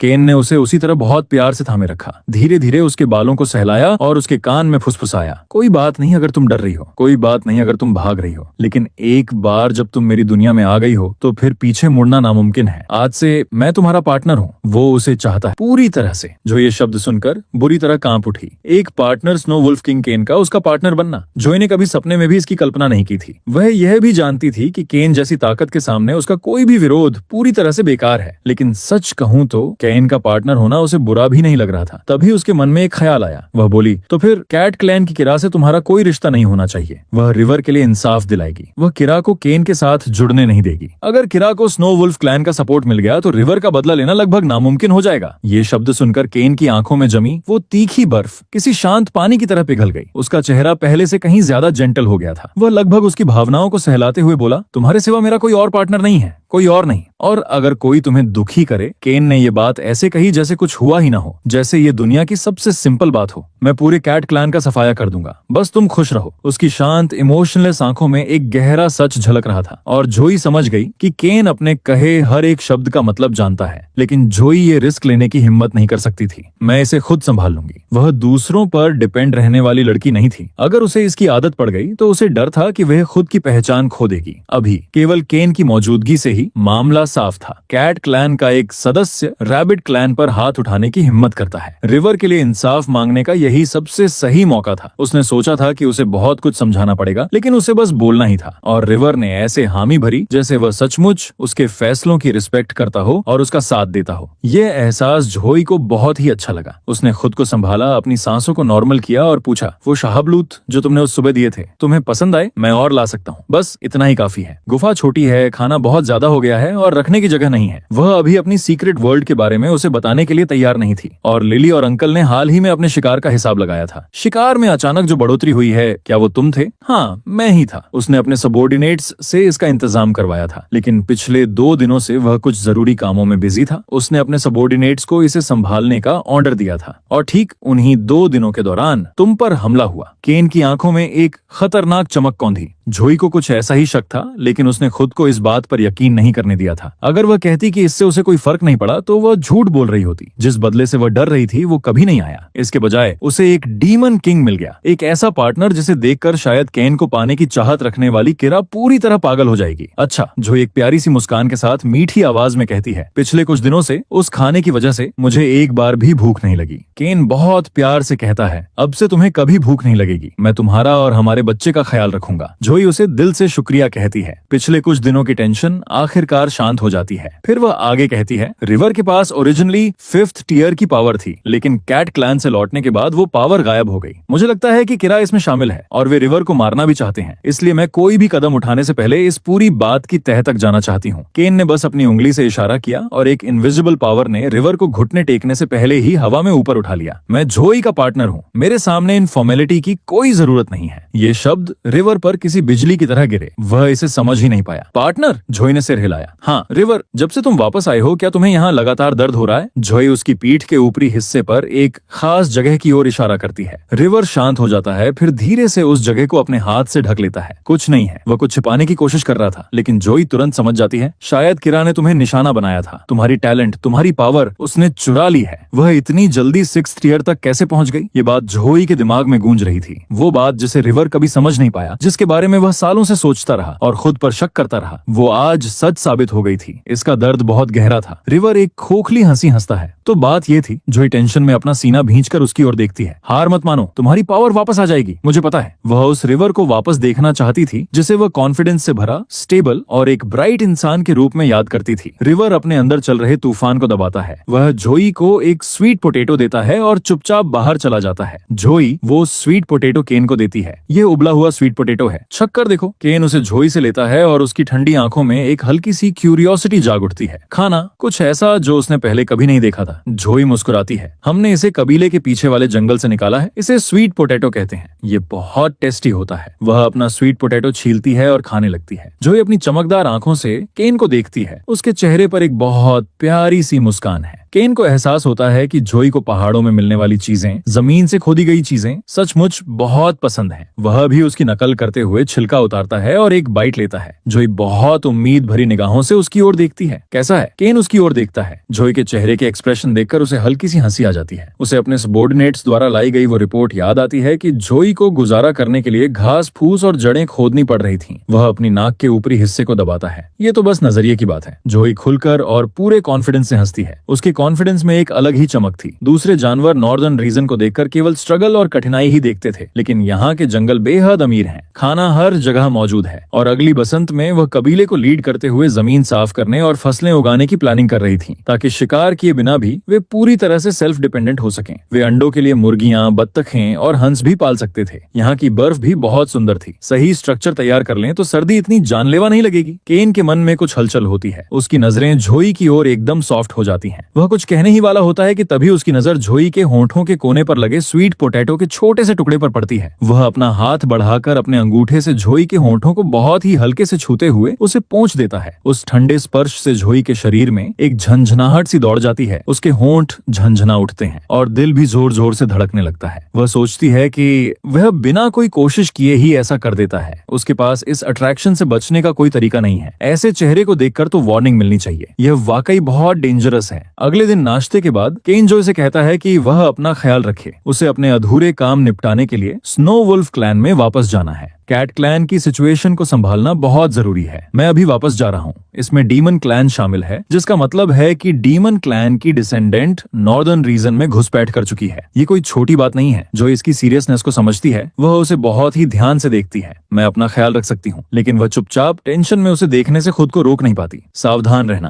केन को लगता है कि कहने के लिए बहुत कुछ है। अंत में वह बस उसे गले लगाता है, थोड़ा सा झुकता है और उसके होठों पर एक किस करता है। कुछ देर बाद वह उसे छोड़ देता है। उसकी आवाज बहुत ही धीमी और डीप होती है। यहीं रुको और मेरा इंतजार करो। केन के जाने के बाद जोई चुप नहीं बैठती। वह खाने की तलाश में पहाड़ पर चढ़ जाती है। लिली को टेंशन है, लेकिन अपनी बेटी की आंखों में वो डेडिकेशन देखकर वह उसे जाने देती है और रिवर को उसके साथ जाने के लिए कहती है। रिवर की 5th ईयर पावर और जोई की अपनी एबिलिटी के साथ वे काफी सेफ होने चाहिए। जोई के साथ चलते चलते जोई का हाथ घास और झाड़ियों को बहुत हल्के से छूता है और वह चुपचाप अपनी वुड पावर को एब्जॉर्ब कर लेती है। रास्ते में उसे छोटी जंगली मधुमक्खियां और हॉथॉर्न बेरी दिखाई देती हैं, लेकिन जोई उन्हें अभी नहीं तोड़ती। वह आगे बढ़ती रहती है किसी और जरूरी चीज की तलाश में। दोपहर तक कुछ खास नहीं मिलता। जोई एक पेड़ पर चढ़कर ऊपर से नजारा देखने का फैसला करती है। सॉरेन उसे चढ़ते हुए देखता है और कुछ नहीं कहता। वह बस उसे पकड़ता है और सीधे पेड़ की चोटी पर कूद जाता है। जोई उसकी तारीफ करते हुए अपना सिर हिलाती है। तुम इसे इतना आसान बना देते हो। 5th ईयर वाकई कुछ और ही है। सॉरेन तुरंत बात टाल देता है। असली टैलेंट तो स्नो वुल्फ किंग में है। कहते हैं वह 2nd ईयर में पैदा हुआ था और अभी वह सिर्फ 20 साल का है और पहले ही 9th ईयर में पहुंच गया है। जोई जानती है कि पूरे बीस्ट कॉन्टिनेंट में 9th ईयर के वॉरियर्स को एक हाथ की उंगलियों पर गिना जा सकता है। तभी उसकी नजर दूर ढलान पर किसी चीज पर पड़ती है। सोयाबीन के पौधों का एक झुंड। वह जोर से पलकें झपकाती है। खुद पर पूरी तरह भरोसा न करते हुए वह फिर से पलकें झपकाती है। सोयाबीन, पक्का सोयाबीन। उसका पूरा शरीर एक्साइटमेंट से चमक उठता है। Tofu, soya milk, silky tofu, tofu soup, tofu की भुर्जी, टोफू के साथ पकी हुई मछली। उसके दिमाग में डिशेज की बाढ़ आ गई। उसी पल सॉरेन को कुछ बदलाव महसूस होता है। जोई की एनर्जी में कुछ चेंज आया था। वह उसकी नजर का पीछा करता है और उसे केवल पीले पड़ते खरपतवारों का एक छोटा सा हिस्सा दिखाई देता है। वहाँ क्या है मुझे कुछ नहीं दिख रहा, लेकिन जोई पहले से ही बहुत एक्साइटेड है। वह पेड़ से सीधे नीचे कूदकर दौड़ने लगती है। सॉरेन को समझ नहीं आता कि क्या हो रहा है, लेकिन वह तुरंत उसके पीछे कूदता है और ढलान पर ठीक उसके बगल में उतरता है। जोई सॉरेन की ओर मुड़ती है। नजर रखना, ध्यान रखना कि आसपास कोई खतरनाक जानवर ना हो। मैं इन पौधों से बीज इकट्ठा करने जा रही हूँ, जिनमें गिरे हुए बीज भी शामिल हैं। सब कुछ। सॉरेन रुक जाता है। ये तो खाना है? क्या तुम्हें यकीन है? ये तो सिर्फ खरपतवार के बीज हैं। वह जानता है कि जोई आजकल नए नए खाने की चीजें खोज रही है, लेकिन ये सोयाबीन बहुत छोटे दिख रहे थे। उसके मन में ये बस कुछ फालतू पौधों के बीज थे। वह एक बीज उठाता है और उसे अपने मुंह में डालता है। कोई टेस्ट नहीं था, बस इतना कि पता चले ये है क्या, ये खाना कैसे हो सकता है। जोई बहुत ही धैर्य के साथ समझाती है, सॉरेन ये सचमुच खाना है। इन्हें सोयाबीन कहते हैं, लेकिन इन्हें सीधे नहीं खाया जाता। इन्हें स्टेप बाय स्टेप प्रोसेस करना पड़ता है। सॉरेन जोई के चेहरे पर दिख रहे उस शांत कॉन्फिडेंस को देखता है। फिर ठीक है, मैं इन्हें इकट्ठा करने में तुम्हारी मदद करता हूँ। इससे काम जल्दी हो जाएगा। दोपहर हो चुकी है। बेहतर होगा कि इसे जल्दी खत्म कर लें। जल्दी उठो, वापस चलते हैं। जोई ने जब सारे सोयाबीन पैक कर लिए और काटे हुए बांस के बंडल बांध लिए तो उसने कहा, हम वापस चल सकते हैं। सोयाबीन भीगने के बाद मैं आज ही पत्थर की चक्की बनवा लूंगी और कल हम टोफू बनाएंगे। तभी सॉरेन अचानक अकड़ गया। उसका चेहरा बदल गया था। वो आसपास फैली एक खौफनाक डेमोनिक एनर्जी से भर गया था। हमें अभी निकलना होगा। उसने जोई को पकड़ा और दौड़ पड़ा। घास की सरसराहट की आवाजें अचानक बहुत अजीब सी हो गई थी। हवा में एक बहुत ही तेज और न दिखने वाली इनविजिबल पावर दौड़ रही थी और उसकी हर एक आवाज से जोई के शरीर में सिहरन दौड़ गई। उसने पीछे मुड़कर देखा और उसे 2 विशालकाय जानवर दिखाई दिए। उनके शरीर के चारों ओर एक काली ऊर्जा लिपटी हुई थी, जो कि डिमोनिक करप्शन का एक साफ निशान था। दोनों राक्षसी जानवर साइज में बहुत बड़े थे। उनके हर कदम पर जमीन कांप रही थी और वे तेजी से करीब आ रहे थे। जोई ने अपना पूरा फोकस किया। हम उन्हें रैबिट क्लान की ओर नहीं ले जा सकते। सॉरेन तुरंत समझ गया। उसने अपनी पावर का यूज करके जोई को एक पेड़ की डाल पर उछाल दिया। फिर वह तेजी से घूमा। उसकी लंबी तलवारें हवा में एक बड़े चाप में घूमी। लगातार किए गए 4 वारों ने एक जानवर के पैर को बुरी तरह चीर दिया। फिर वह तेजी से झुका और अपनी तलवार को उस जानवर के पेट में घुसा दिया। जानवर दर्द से कराह उठा और गुस्से में पागल होकर सीधे सॉरेन की ओर दौड़ पड़ा। दूसरा जानवर भी जोई को अपना शिकार बनाने के लिए बार बार उछलकर पेड़ से टकराने लगा। पूरा तना जोर जोर से हिल रहा था। जैसे ही जोई कुछ करने वाली थी, अचानक सब शांत हो गया। सॉरेन पहले ही पहले वाले जानवर को खत्म कर चुका था। वह इतनी तेजी से छलांग लगाता है कि आंखें उसकी स्पीड का पीछा भी नहीं कर पाती और वो अपनी तलवार दूसरे जानवर के शरीर में घुसा देता है। वह जानवर एक जोरदार धमाके के साथ जमीन पर गिर पड़ता है। तभी सोरेन अपने चेहरे से खून पोंछता है और तुरंत ऊपर जोई की तरफ देखता है। क्या तुम ठीक हो? जोई उसकी ओर देखती है और मन ही मन सोचती है कि यह इंसान ऐसे प्रेशर में और मुश्किल हालात में लीडरशिप करने के लिए ही पैदा हुआ है। खतरे में भी वो बिना डरे खड़ा है। उसकी आंखें एकदम स्टेबल और तेज हैं, मानो उसने अभी तक डरना ही नहीं सीखा हो। उसकी कलाई पर केन का दिया हुआ एक प्रोटेक्शन शील्ड था। किसी असली इमरजेंसी में ये कवच एक जानलेवा वार को रोक सकता था। हमें यहाँ नहीं रुकना चाहिए, चलो चलते हैं। वह दो गिरे हुए डेमोनिक जानवरों को देखती है। इन्हें वापस कबीले में ले जाने का कोई तरीका नहीं है। वैसे भी ये बहुत भारी लग रहे हैं। सोरेन अपना सिर हिलाता है। डेमनिक रूप ले चुके जानवरों को खाया नहीं जा सकता। उन्हें खाने से डेमनिक ऊर्जा फैल सकती है और जो भी उन्हें खाएगा वो करप्ट हो जाएगा। नॉर्मल सिचुएशन में मिस्टी फॉरेस्ट के किनारे लगे बैरियर को हर 100 साल में स्नो वुल्फ किंग द्वारा पावरफुल बनाया जाता है, लेकिन अब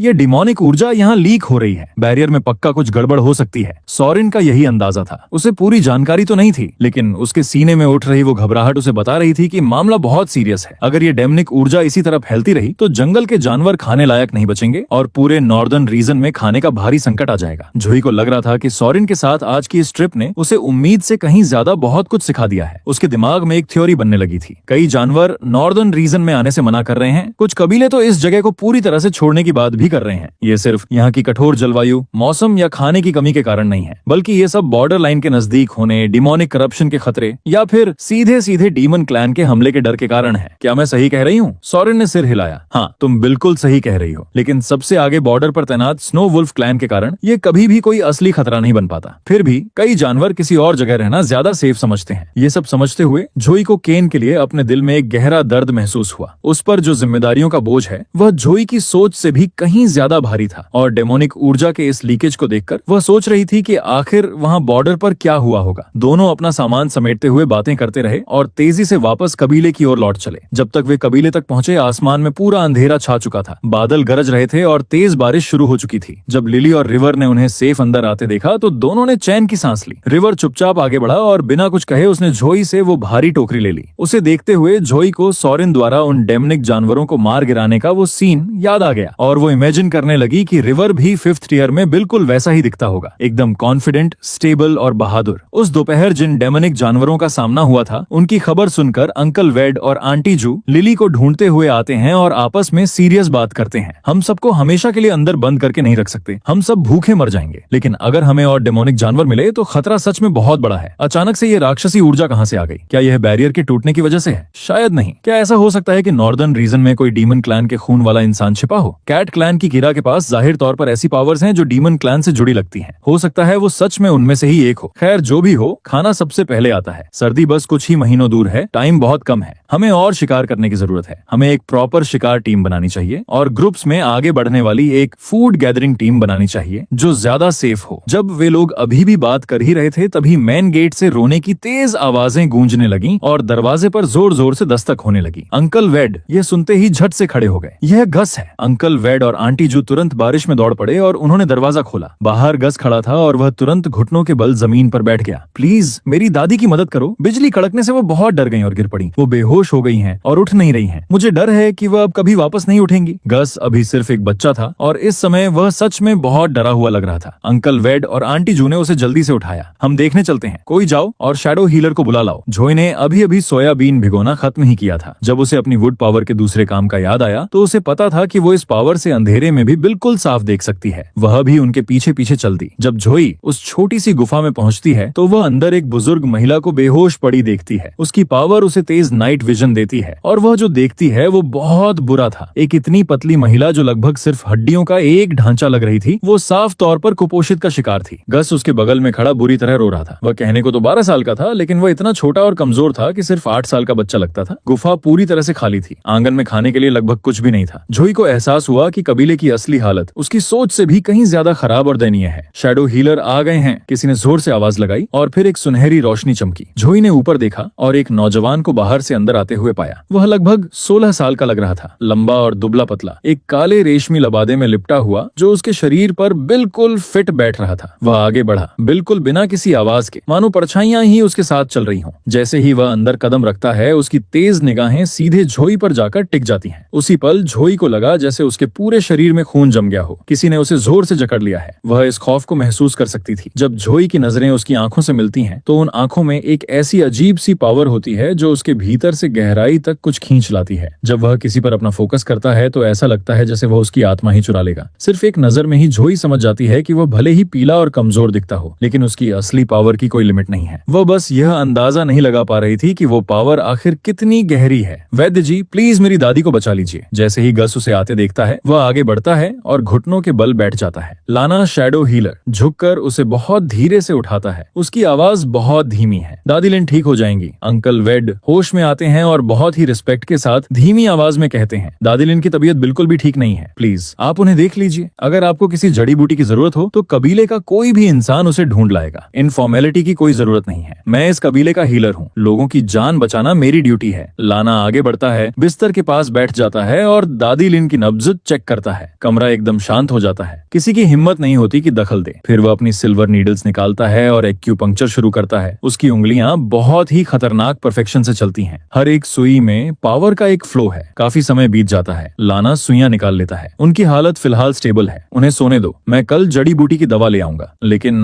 सिर्फ दवा से काम नहीं चलेगा। उन्हें पूरी तरह ठीक होने के लिए अच्छे खाने की जरूरत है, बहुत सारे खाने की। जोई तुरंत समझ जाती है। उसने दादी लिन को देखकर खुद भी यही अंदाजा लगाया था। डायग्नोसिस एकदम क्लियर था। ये लंबे समय तक भूखे रहने और कुपोषण का रिजल्ट था। और उसे यह एहसास होता है कि पूरे कबीले में दादी लिन जैसी और भी कई औरतें और बुजुर्ग हैं। कबीला चाहे कितना भी स्ट्रांग क्यों ना हो, इस प्रॉब्लम का सोल्यूशन सिर्फ ताकत से नहीं निकल सकता। जब खाने की कमी होती है तो जो लोग शिकार कर सकते हैं वे अपने पास जो कुछ भी होता है उसे कबीले के सबसे कमजोर लोगों को खिला देते हैं। लेकिन इसका मतलब यह है कि वो शिकारी खुद भूखे रह जाते हैं और भूख से कमजोरी आती है। और कमजोरी का मतलब है कि वे फिर से शिकार नहीं कर सकते। ये एक ऐसा ट्रैप है जिससे बाहर निकलने का कोई रास्ता नहीं है। उसे इस कबीले के लिए खाने के और भी नए सोर्सेज खोजने ही होंगे। धन्यवाद वैद्य जी, मैं कल खाना भेज दूंगी। मुखिया होने के नाते वैद की भी अपनी कुछ लिमिट्स हैं। उसके पास जो कुछ भी होता है वह बांट देता है। लाना सिर हिलाता है, फिर वह बच जाएगी। वह जाने के लिए उठता है, लेकिन किसी अजीब से कारण से वह धीरे से अपना सिर पीछे घुमाता है और उसकी निगाहें कहीं और पहुंचती हैं, जोई पर। उसकी सिर्फ एक नजर से ही जोई को ऐसा लगा जैसे वो अंदर से टूट रही हो। उसकी नजरें जोई के पेट पर जाकर टिक गई थीं। तुम प्रेग्नेंट हो, अगले कुछ दिन ज्यादा आराम करना। जोई का हाथ अपने आप उसके पेट पर चला गया और उसने उसकी उस अजीब सी नजर से पीछे हटने की अपनी इच्छा को किसी तरह दबा लिया। आपकी फिक्र के लिए शुक्रिया वैद्यलैन। उसकी आवाज धुएं की तरह एकदम धीमी हो गई थी। शुक्रिया की कोई जरूरत नहीं है मेरी माई लेडी। अगर आपको कभी भी किसी चीज की जरूरत हो तो बेझिझक मुझसे मिलें। उसने अपना तेल लगा कागज का छाता खोला और बारिश में बाहर निकल गया। जोई ने खुद को संभाला और जैसे ही वो गया उसके सीने की वो टेंशन अपने आप कम हो गई। वेड ने गस को कुछ दिलासा देने वाले शब्द कहे, फिर वो खुद घर चला गया। वेड, आंटी जू और सोरेन पहले ही निकल चुके थे। जोई ने सूखी घास से एक छोटा सा घोंसला बनाया। उसमें बहुत ही सावधानी से वो अंडे रखे जो फूट सकते थे और बाकी को पकाने के लिए अलग रख दिया। लिली जोई को इधर उधर घूमते हुए देखती रही और बहुत ही टेंशन से पूछा, क्या तुम ठीक महसूस नहीं कर रही हो? जोई ने सिर हिलाया। मैं बिल्कुल ठीक हूँ।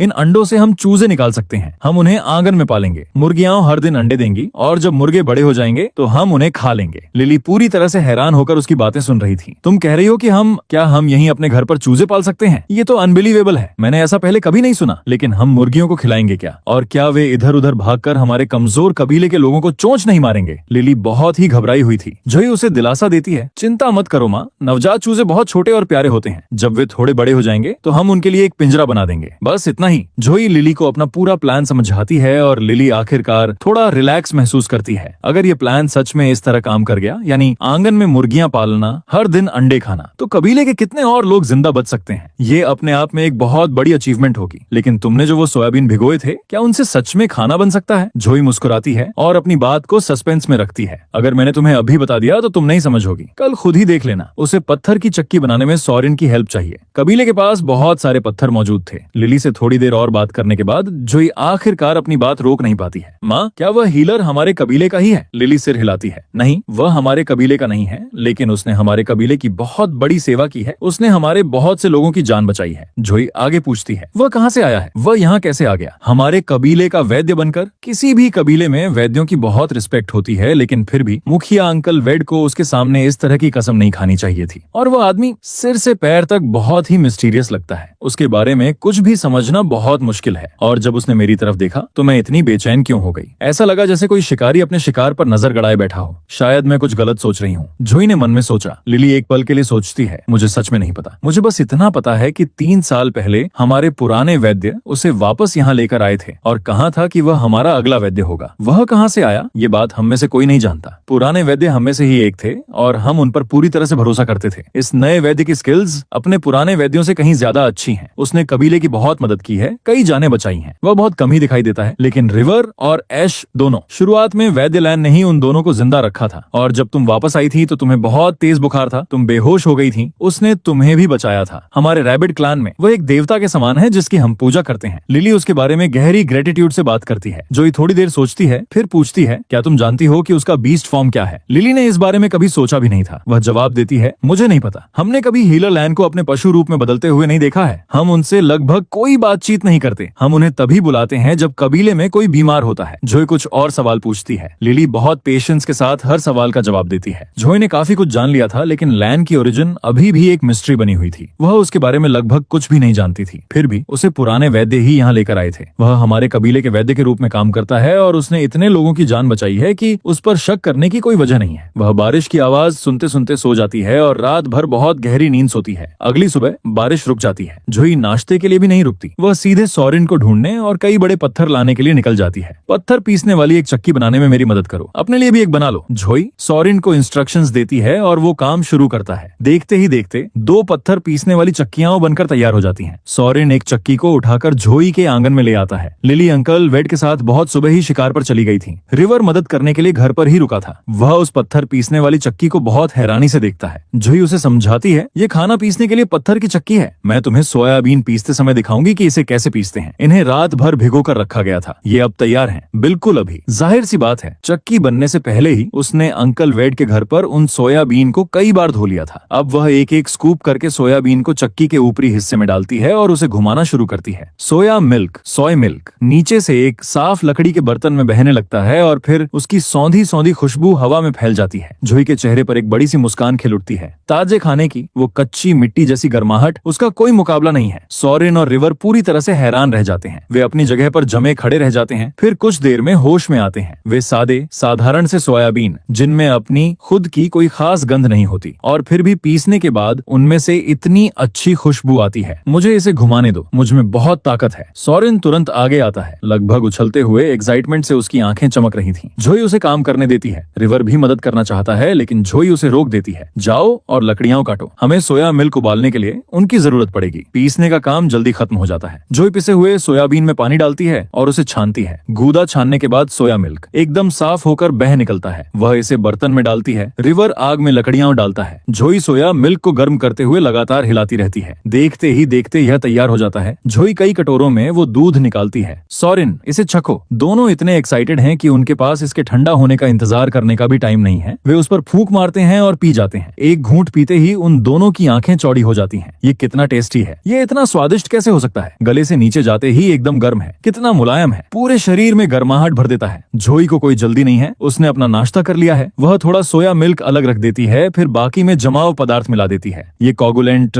वह अपने पॉकेट डायमेंशन से लेती है। बीस्ट कॉन्टिनेंट पर ऐसा कुछ नहीं मिलता था, लेकिन नींबू का रस यहाँ एक ऑल्टरनेटिव के रूप में काम करता है। फिर जोई बचे हुए सोया पल्प में कुछ अंडे तोड़कर डालती है और कई सोया पल्प एक पैनकेक तलती है। वह कुछ पैनकेक्स अपने पास रखती है और बाकी को लकड़ी की ट्रे पर अच्छे से सजाती है। सोया मिल्क का एक डिब्बा पैक करती है और दादी लिन को देखने के लिए निकल जाती है। जब गस दरवाजा खोलता है तो जोई देखती है कि वैद्य लैन अभी भी गुफा के अंदर ही है। जोई का चेहरा तुरंत बदल जाता है। उसकी उंगलियां टोकरी के हैंडल पर कस जाती हैं। लैन चुपचाप एक पत्थर के स्टूल पर बैठा है। उसके पीछे से सुबह की रोशनी आ रही है, जिससे उसके चारों ओर एक धुंध सी छाई हुई है जो उसे लगभग अनरियल जैसा दिखाती है। वह धीमी आवाज में बोलता है, तुम आ गई। उसकी आवाज धीमी और कोमल है, जैसे कोई रेशम किसी नाजुक चीज को छू रहा हो। जोई उसमें एक भी इमोशन नहीं पढ़ पाती, क्योंकि वह पहले से ही उसे देख चुका है। इसलिए अब यह दिखावा करना मुमकिन नहीं था कि वह यहाँ है ही नहीं। वह हल्की सी मुस्कुराती है। वैद्य उसकी मोहक आंखों में मानो मुस्कान की एक झलक है, जैसे वह उसे पूरी तरह रिलैक्स होकर देख रहा हो। माई लेडी, फॉर्मेलिटी की कोई जरूरत नहीं है। गस को नहीं पता कि उन दोनों के बीच चुपचाप क्या बात हुई। वह जोई को बड़ी बड़ी तारीफ भरी नजरों से देखता है। जोई, अंदर आओ, अंदर आओ। तुम्हारी वजह से मैं बड़े कबीले के लोगों के साथ बाहर गया और ढेर सारी गाजर और मशरूम खोद कर लाया। अब हमें भूखे नहीं रहना पड़ेगा। गस की वो खुशी देखकर जोई का चेहरा थोड़ा नरम पड़ जाता है। वह कैसी हैं? जोई सीरियस होकर पूछती है। वैद्य ने मेरी दादी को बचा लिया। वह सच में कमाल के हैं। दादी ने अभी दवा पी है और कहा है कि उन्हें बहुत अच्छा लग रहा है। वह अब सो गई हैं। जोई राहत की सांस लेती है। जब तक वह ठीक है अभी और कुछ मायने नहीं रखता। क्या तुम्हारे पास कटोरा है? मैं कुछ खाना लाई हूँ। गस की आंखें चमक उठती हैं और वह कटोरा ढूंढने के लिए अंदर दौड़ पड़ता है। जोई बांस की नली से सोया मिल्क डालती है। उसकी खुशबू तुरंत ही उस छोटी सी गुफा में फैल जाती है। वह 4 कटोरी भरती है। और ये अंडे और सोया पल्प से बने पैनकेक हैं, तुम्हारे और तुम्हारी दादी के लिए। जब मैं बड़ा और मजबूत हो जाऊंगा तो मैं तुम्हें इसका एहसान जरूर चुका दूंगा, मेरा वादा है। जोई हंसती है। तुम अभी बहुत छोटे हो, इसके बारे में मत सोचो। बस अभी सबसे जरूरी बात है एक अच्छी जिंदगी जीना। ऐसे उदास मुंह मत बनाओ। नन्हे से दुबले पतले गस को देखकर जोई का दिल दुखता है, लेकिन यही इस कबीले की कड़वी सच्चाई थी। अभी के लिए वो बस इतना ही कर सकती थी। उसे यकीन था कि समय के साथ और ज्यादा खाना मिलने पर सब कुछ ठीक हो जाएगा। गस से बात करते हुए जोई को बार बार यह महसूस हो रहा था कि कोई उसे घूर रहा है। वो जानती थी कि ये लैन है। जोई हिम्मत जुटाकर बोलती है, हीलर लैन, क्या आप मेरी बनाई हुई चीज चखना चाहेंगे? अगर आपको ठीक लगे तो मैं इस पर आपकी राय जानना चाहूंगी। लैन की नजर उस पर पड़ती है। उसकी एक भौं ऊपर उठ जाती है। जोई को बिल्कुल उम्मीद नहीं थी कि वो इतनी आसानी से मान जाएगा। वो सोया मिल्क का कटोरा उठाती है और उसकी तरफ बढ़ाती है। ये सोयाबीन से बना सोया मिल्क है। वो उसे लेने के लिए अपना हाथ बढ़ाता है और उसकी उंगलियां जोई की उंगलियों से छू जाती हैं, जैसे कोई करंट सा लगा हो। जोई का हाथ झटक कर पीछे हट जाता है, लेकिन उसी पल लैन कटोरा ले चुका होता है। जब वह पीता है तो उसकी हर हरकत बहुत धीमी और बेहद एलिगेंट होती है। वह लंबा है। जोई को उसे देखने के लिए अपना सिर ऊपर उठाना पड़ता है। ऐसा आदमी उनके जैसे निचले दर्जे के कबीले में और तो और उनके वैद्य के रूप में कैसे पहुंच गया? लैन की बात खत्म होते ही उसके चेहरे के एक्सप्रेशन बदल जाते हैं। उसकी आवाज धीमी हो जाती है। सोया मिल्क बहुत बढ़िया बना है। अगर कबीले के लोग इसे रेगुलर पीते हैं तो इससे उनकी हेल्थ को बहुत फायदा होगा। जोई उसे इस बेचैनी भरी फीलिंग के साथ देखती है कि वह जितना दिखाता है उससे कहीं ज्यादा जानता है। सोया मिल्क सचमुच बहुत पौष्टिक होता है। आप प्रेग्नेंट हैं, आपकी न्यूट्रिशनल नीड्स अब ज्यादा हैं, इसलिए अच्छा खाएं। लेकिन माय लेडी, सावधान रहें। जोई का चेहरा सख्त हो जाता है। इन शब्दों के पीछे कुछ छिपा है। किस बात से सावधान? लैन एकदम शांत हो जाता है। वह इसे बहुत क्लियरली महसूस कर सकती है। इन शब्दों के पीछे पक्का कुछ और भी है। लैन नीचे देखता है। उसकी आवाज धुंध की तरह तैरती हुई आती है। माई लेडी को शायद पूरी बात पता ना हो। पूरे बीस्ट कॉन्टिनेंट में केवल आप ही स्नो वुल्फ किंग के बच्चे को जन्म देने की क्षमता रखती हैं। केवल आप ही उनके उत्तराधिकारी को जन्म दे सकती हैं। और यह एक pure snow wolf blood line का बच्चा है जिसमें एक एक्स्ट्रा ऑर्डिनरी टैलेंट है। आमतौर पर ऐसी टैलेंट का पता टेस्टिंग के दौरान लगाया जा सकता है, लेकिन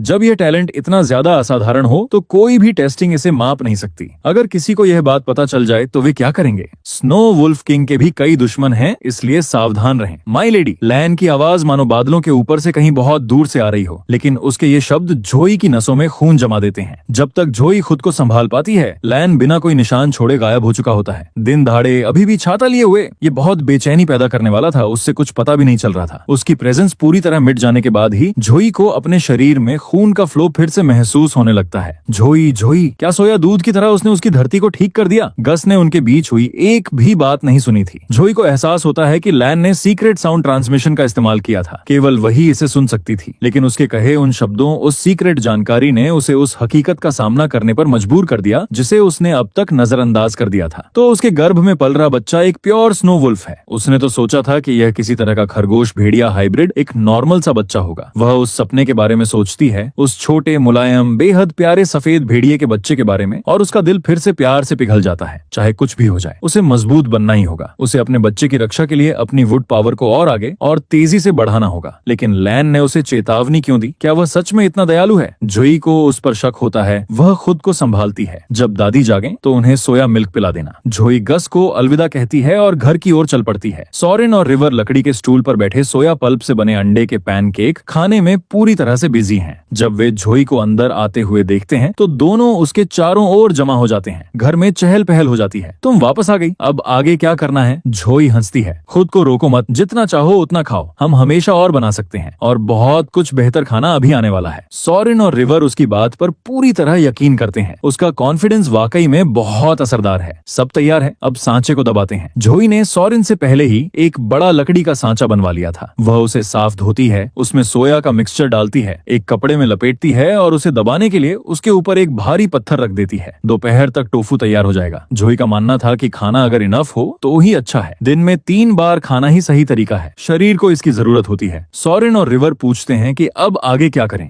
रिवर, क्या तुम इस रमी टोफू की छाल उतार सकते हो? इसे कल ही वापस लाया गया था। ये आंगन में ऐसे ही पड़ा था, इसे छुआ तक नहीं गया है। दोनों झटपट काम में जुट जाते हैं। रेमी टोफू की छाल उतारते हैं। हो गया, अब आगे क्या? जोई कहती है, पहले इसे पानी में भिगो दो। कुछ दिनों बाद मैं तुम्हें इसका अगला स्टेप दिखाऊंगी। जब सॉरेन और रिवर वापस वापस आते हैं तो उन्हें एक और बहुत ही अद्भुत खुशबू आती है। टोफू पहले से ही दबकर तैयार हो चुका था। जोई उसे चाकू से काट रही है। सॉरेन और रिवर अविश्वास से उस टोफू को घूरते हैं। एक लिक्विड सोया मिल्क इस तरह सॉलिड कैसे हो गया? ये तो जादू की तरह है। जोई ने रिवर और सॉरेन के लिए 2 टुकड़े काटे। चखिए। सॉरेन और रिवर को उसमें अभी भी गर्माहट महसूस हो रही थी। उन्होंने उस नरम, खुशबूदार और बेहद कोमल टुकड़े को काटा। सॉरेन की आंखें चमक उठी। इतना नरम खाना खाकर अब कबीले के जिन बुजुर्गों के दांत खराब हैं, उन्हें टेंशन लेने की जरूरत नहीं होगी, रिवर ने कहा। यहाँ तक कि कठोर मांस भी अगर उसे बारीक पीसकर काफी देर तक पकाया जाए तो वह भी उतना ही नरम हो जाता है। सॉरेन ने अपने सिर पर हाथ मारा। मैं तो लगभग भूल ही गया था कि अब हालात बदल गए हैं। सबने खाना बनाना सीख लिया है। बस इसे थोड़ी देर और पकने दीजिए। हमारे पास जलाने के लिए लकड़ियां और शकरकंद भी काफी हैं, जो नरम, खुशबूदार और नेचुरली मीठे होते हैं। सब कुछ बहुत स्वादिष्ट है, हर एक चीज।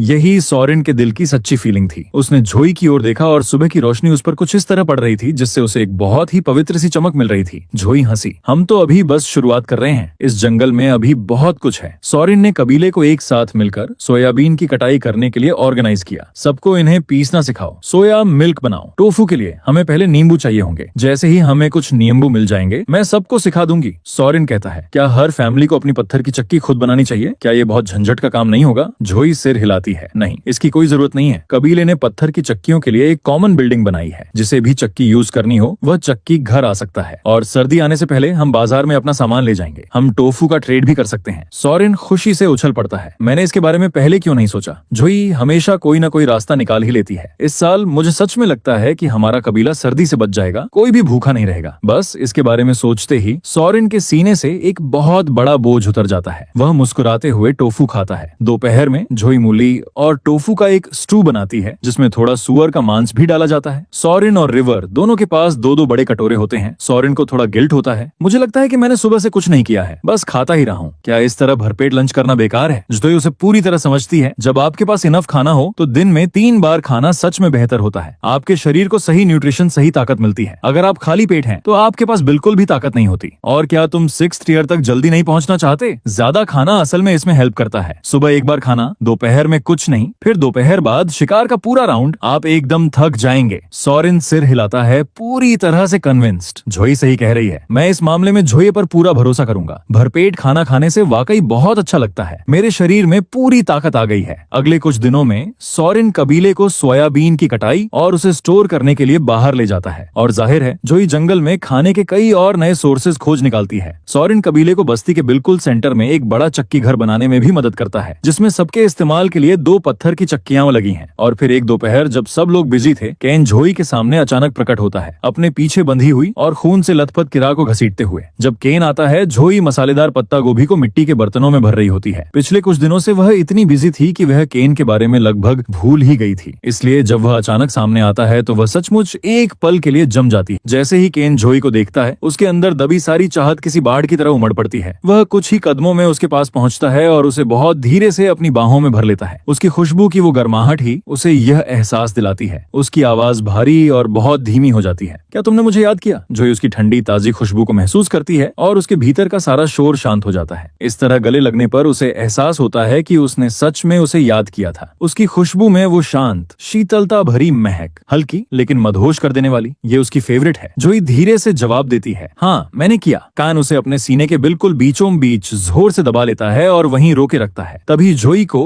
खून की हल्की सी गंध आती है। उसका चेहरा बदल जाता है। वो जल्दी से पीछे हटती है, टेंशन से उसकी तरफ देखती है। क्या तुम्हें चोट लगी है? मुझे खून की गंध क्यों आ रही है? केन उसके बालों को धीरे से सहलाता है। उसकी आंखें इतनी कोमल हैं कि मानो पिघल जाए। मुझे चोट नहीं लगी, ये किसी और का खून है। तभी जोई को आखिरकार किरा दिखाई देती है, रस्सियों से बंधी हुई, खून से लथपथ, जमीन पर घुटनों के बल बैठी हुई। किरा जोई को नफरत और जलन से घूरती है। अगर उसके मुंह में कपड़ा न ठूंसा होता तो वो अब तक चीख रही होती। जोई उसे देखती है। वो कैट क्लैन की है। केन की आंखें तुरंत ठंडी पड़ जाती हैं। यही किरा है। कैट क्लैन का मामला पूरी तरह सुलझ गया है। मैं उसे तुम्हारे हवाले कर रहा हूँ। उसकी मेरिडियन काट दी गई है। उसके पास कोई पावर नहीं बची है, वो खत्म हो चुकी है। वह किरा के कपड़ों के अंदर हाथ डालकर कुछ निकालता है और ये रिवर की टैलेंट बोन है। वह इसे निकालता है और अपनी स्टोरेज रिंग में रख देता है। जो इसे देखती है और उसके चेहरे के एक्सप्रेशन बदल जाते हैं। इससे रिवर को अपनी पावर वापस मिल सकती है। जोई को अपने सीने में गहरी हलचल महसूस होती है। वह सचमुच इमोशनल हो जाती है। वह केन की ओर देखती है। धन्यवाद। केन ने गहरी सांस ली। मूर्ख, धन्यवाद की कोई जरूरत नहीं। उसके लिए कुछ भी करना, उसका हर काम उसे खुशी देता है। और सच कहूँ तो कीरा को वहाँ घुटनों के बल बैठे बैठे पूरी तरह से बेबस देखकर जोई को गहरी शांति मिली। वह पास गई और कीरा के सामने झुककर उसके मुंह से पट्टी हटा दी। कीरा तुरंत भड़क उठी। जोई, तुम्हें स्नो वुल्फ किंग को पाने का अधिकार किसने दिया? तुम्हें क्या हक है? एक दूसरे को ऐसे पकड़े हुए थे जैसे दुनिया का कोई अस्तित्व ही न हो। ये मुझे पागल कर रहा है। तुम्हें रॉयल सिटी से निकाल दिया गया था, एक नकली एयर, पूरी तरह से शर्मनाक। तुम्हें बीस्ट एम्परर ने त्याग दिया था, हर किसी ने ठुकरा दिया था। तुम्हें स्नो वुल्फ किंग के बगल में खड़े होने का क्या अधिकार है? मेरे राजा, उसे आपको बेवकूफ न बनाने दें। हर कोई उससे नफरत करता है। मुझे देखिए, मैं आपके प्रति समर्पित हूँ, केवल आपके प्रति, पूरी तरह से लॉयल। आप ही मेरे इकलौते पार्टनर होंगे। अभी भी कीरा केन को एक जुनूनी लालसा से देख रही थी, लेकिन केन उसे एक नजर भी नहीं देखता। उसकी आंखें पूरी तरह जोई पर टिकी हैं, प्यार और कोमलता से भरी हुई। कीरा जलन से पागल हो रही है। जोई बिना कोई रिएक्शन दिए उसकी भड़ास सुनती है और फिर उसे एक जोरदार थप्पड़ मार देती है। कीरा खून थूकती है, उसका गाल तुरंत सूज जाता है। सपने देखना बंद करो, केन मेरा पार्टनर है। कीरा नफरत से घूरती है। अगर आंखें जान ले सकती तो जोई अब तक मर चुकी होती। जब तुम रॉयल सिटी में थी, एक भी नोबल आदमी ने तुम्हारी तरफ नजर उठाकर नहीं देखा। स्नो वुल्फ किंग तुम्हें कैसे चाह सकता है? क्या तुमने कोई चाल चली थी? जोई उससे बहस करने की जहमत नहीं उठाती। ओरिजिनल सोल को मिडिल रीजन के रॉयल सिटी में सचमुच बहुत बेइज्जत किया गया था, लेकिन यह एक गहरी साजिश का रिजल्ट था। और नॉर्दर्न रीजन में वनवास के रास्ते में कई बार उसके मर्डर की कोशिशें भी हुई थीं। अगर ओरिजिनल सोल अपने बीस्ट फॉर्म में ट्रांसफॉर्म होकर भाग न जाती तो वे बहुत पहले ही मर चुकी होती। एक दिन मैं सब कुछ वापस पालूंगी। जोई बड़ी ही शांति से कहती है। तुम ऐसा सोच सकती हो, लेकिन चूंकि तुम मुझे इतनी अच्छी तरह जानती हो तो मुझे तुमसे एक सवाल पूछने दो। क्या तुमने जानबूझकर रैबिट क्लैन को अपना निशाना बनाया था? क्या तुमने जानबूझकर रिवर को उकसाया था या उसे जानबूझकर चोट पहुंचाई थी? नॉर्दर्न रीजन के कैट क्लैन का इलाका बाकी कबीलों से घिरा हुआ है। किरा के पास साजिश रचने के लिए कई टैलेंटेड नौजवान मौजूद थे, इसलिए उसे खास तौर पर रिवर को ही चुनने की कोई जरूरत नहीं थी। फिर भी वह जोई के बारे में बहुत कुछ जानती है। अगर इसके पीछे कोई साजिश नहीं है तो जोई को इस पर बिल्कुल यकीन नहीं होता। सवाल सुनकर किरा जोर जोर से हंस पड़ती है। जोई, तुम जानना चाहती हो? मैं तुम्हें कभी नहीं बताऊंगी। क्या तुम्हें सच में लगा था कि खरगोशों के कबीले में वापस भागने से तुम सेफ रहोगी? कितनी भोली हो तुम खुद को बहुत बड़ा समझती हो। मुझे नफरत है कि रिवर अभी भी जिंदा है। मुझे पहले ही कदम उठा लेना चाहिए था। जब मौका था तब तुम्हारे पूरे कबीले का सफाया कर देना चाहिए था। किरा अभी भी हंस ही रही थी कि जोई ने उसे फिर से एक जोरदार थप्पड़ मार दिया। किरा गुस्से से कांप रही थी, लेकिन हिल नहीं पा रही थी। वो बस वहीं घुटनों के बल बैठी रही। जोई ने एक तेज ब्लेड निकाला और उसे किरा के चेहरे के बिल्कुल पास रखा। नहीं बोल रही तो मैं तुम्हारी खाल एक एक करके उतार दूंगी। तुम्हारे चेहरे से शुरू करूंगी। किरा का चेहरा डर से जम गया। उसने जोई की ठंडी सपाट आंखों में देखा और महसूस किया कि वह पूरी तरह से सीरियस है। तुम क्या कर रही हो? जोई मुस्कुराई। बिल्कुल वही जो मैंने कहा, तुम्हें छील कर बर्बाद कर दूंगी। किरा केन की तरफ मुड़ी। ये देखो वो कितनी क्रूर है। उसका असली चेहरा देखो। उसे तुम्हें बेवकूफ न बनाने दो, वह चिल्लाई। लेकिन केन उसकी तरफ देखने की जहमत तक नहीं उठाता। जोई केन की ओर मुड़ती है। मैं सचमुच निर्दयी हूँ, मैं एक अच्छी इंसान नहीं हूँ। अगर तुम पीछे हटना चाहते हो तो अभी भी टाइम है। जोई किसी पर भी डिपेंड नहीं थी। इस कॉन्टिनेंट की बाकी औरतों के उलट, जो पूरी तरह से अपने पार्टनर्स पर डिपेंड रहती हैं, वह जिंदा रहेगी। वह अकेले भी बहुत आराम से रह सकती है। पिछले कुछ दिनों में उसकी वुड एबिलिटी में काफी ग्रोथ हुई है। अगर उसे काफी टाइम मिले तो वह अपोकलिप्स के टाइम की अपनी पूरी पावर फिर से हासिल कर लेगी। केन के चेहरे पर एक भी एक्सप्रेशन नहीं बदलता। उसकी आंखों में केवल प्यार ही रहता है। थोड़ा निर्दयी होना अच्छा है। किसी को भी तुम्हें तकलीफ न पहुंचाने दो। अगर कोई तुम्हारे साथ गलत करे तो उसे मुंहतोड़ जवाब दो। केन आगे बढ़ता है और बहुत ही सॉफ्ट टोन में उसके चेहरे को छूता है। मैं तुम्हारा पार्टनर हूँ। मैं हमेशा तुम्हारा पार्टनर रहूंगा। ये कभी नहीं बदलेगा। वह उसे नहीं छोड़ेगा। उसे इसका कोई पछतावा नहीं होगा। जो चाहो वो करो। किसी और की बातों की परवाह मत करो। रेपुटेशन कुछ भी नहीं है। तुम्हारी टैलेंट एक्स्ट्रा ऑर्डिनरी है। रॉयल सिटी के लोग इसे देखने में बस अंधे थे, और ये ठीक भी था। वैसे भी वह उसकी टैलेंट को सबसे छिपाकर ही रखना चाहता था। किरा को विश्वास नहीं हो रहा कि वह क्या सुन रही है। वह जलती हुई नफरत से जोई को घूरती है। तुम्हें सच चाहिए? मैं तुम्हें कभी नहीं बताऊंगी। अगर तुम चाहो तो मुझे मार डालो, मैं तब भी एक शब्द नहीं कहूंगी। ठीक उसी समय केन के शरीर से प्रेशर की एक विशाल लहर निकलती है जो किरा पर टूट पड़ती है और उसे जमीन पर जोर से पटक देती है। उसका पूरा शरीर मानो फट रहा हो। फिर उसकी टांगों की हड्डियां बुरी तरह से छटकती हैं। किरा दर्द से चीखती है। फिर केन उसे वापस खींच लेता है। कीरा जमीन पर हांफती है, सांस लेने के लिए स्ट्रगल करती है। रॉयल सिटी के एक जानवर ने मुझसे कांटेक्ट किया था, मुझे यह सब करने को कहा था। उसने मुझे 1 साल पहले ढूंढ लिया था। वह रिवर को मारना चाहता था, रैबिट क्लैन को पूरी तरह से नष्ट करना चाहता था। वह जानता था कि मुझ में हाफ डेमन का खून है और उसने इसका इस्तेमाल मुझे ब्लैकमेल के लिए किया। मैंने उसे कहा कि मैं कमजोर हूँ। उसने कहा कि मेरे डेमन ब्लड का आधा हिस्सा रिवर की टैलेंट बोन को सोख सकता है और मेरी पावर बढ़ा सकता है। उसने कहा कि एक बार जब मैं काफी मजबूत हो जाऊंगी तो कैट क्लैन मुझे सीरियसली लेगा और फिर मैं उनका लीडर बनकर रैबिट क्लैन को खत्म कर दूंगी। वह कौन है मुझे नहीं पता, लेकिन हर बार जब वह बोलता था मैं महसूस कर सकती थी कि वह तुमसे कितनी नफरत करता है। उसकी पावर बहुत ज्यादा है। जोई की आंखें खतरनाक ढंग से सिकुड़ जाती हैं। रॉयल सिटी में जानवरों की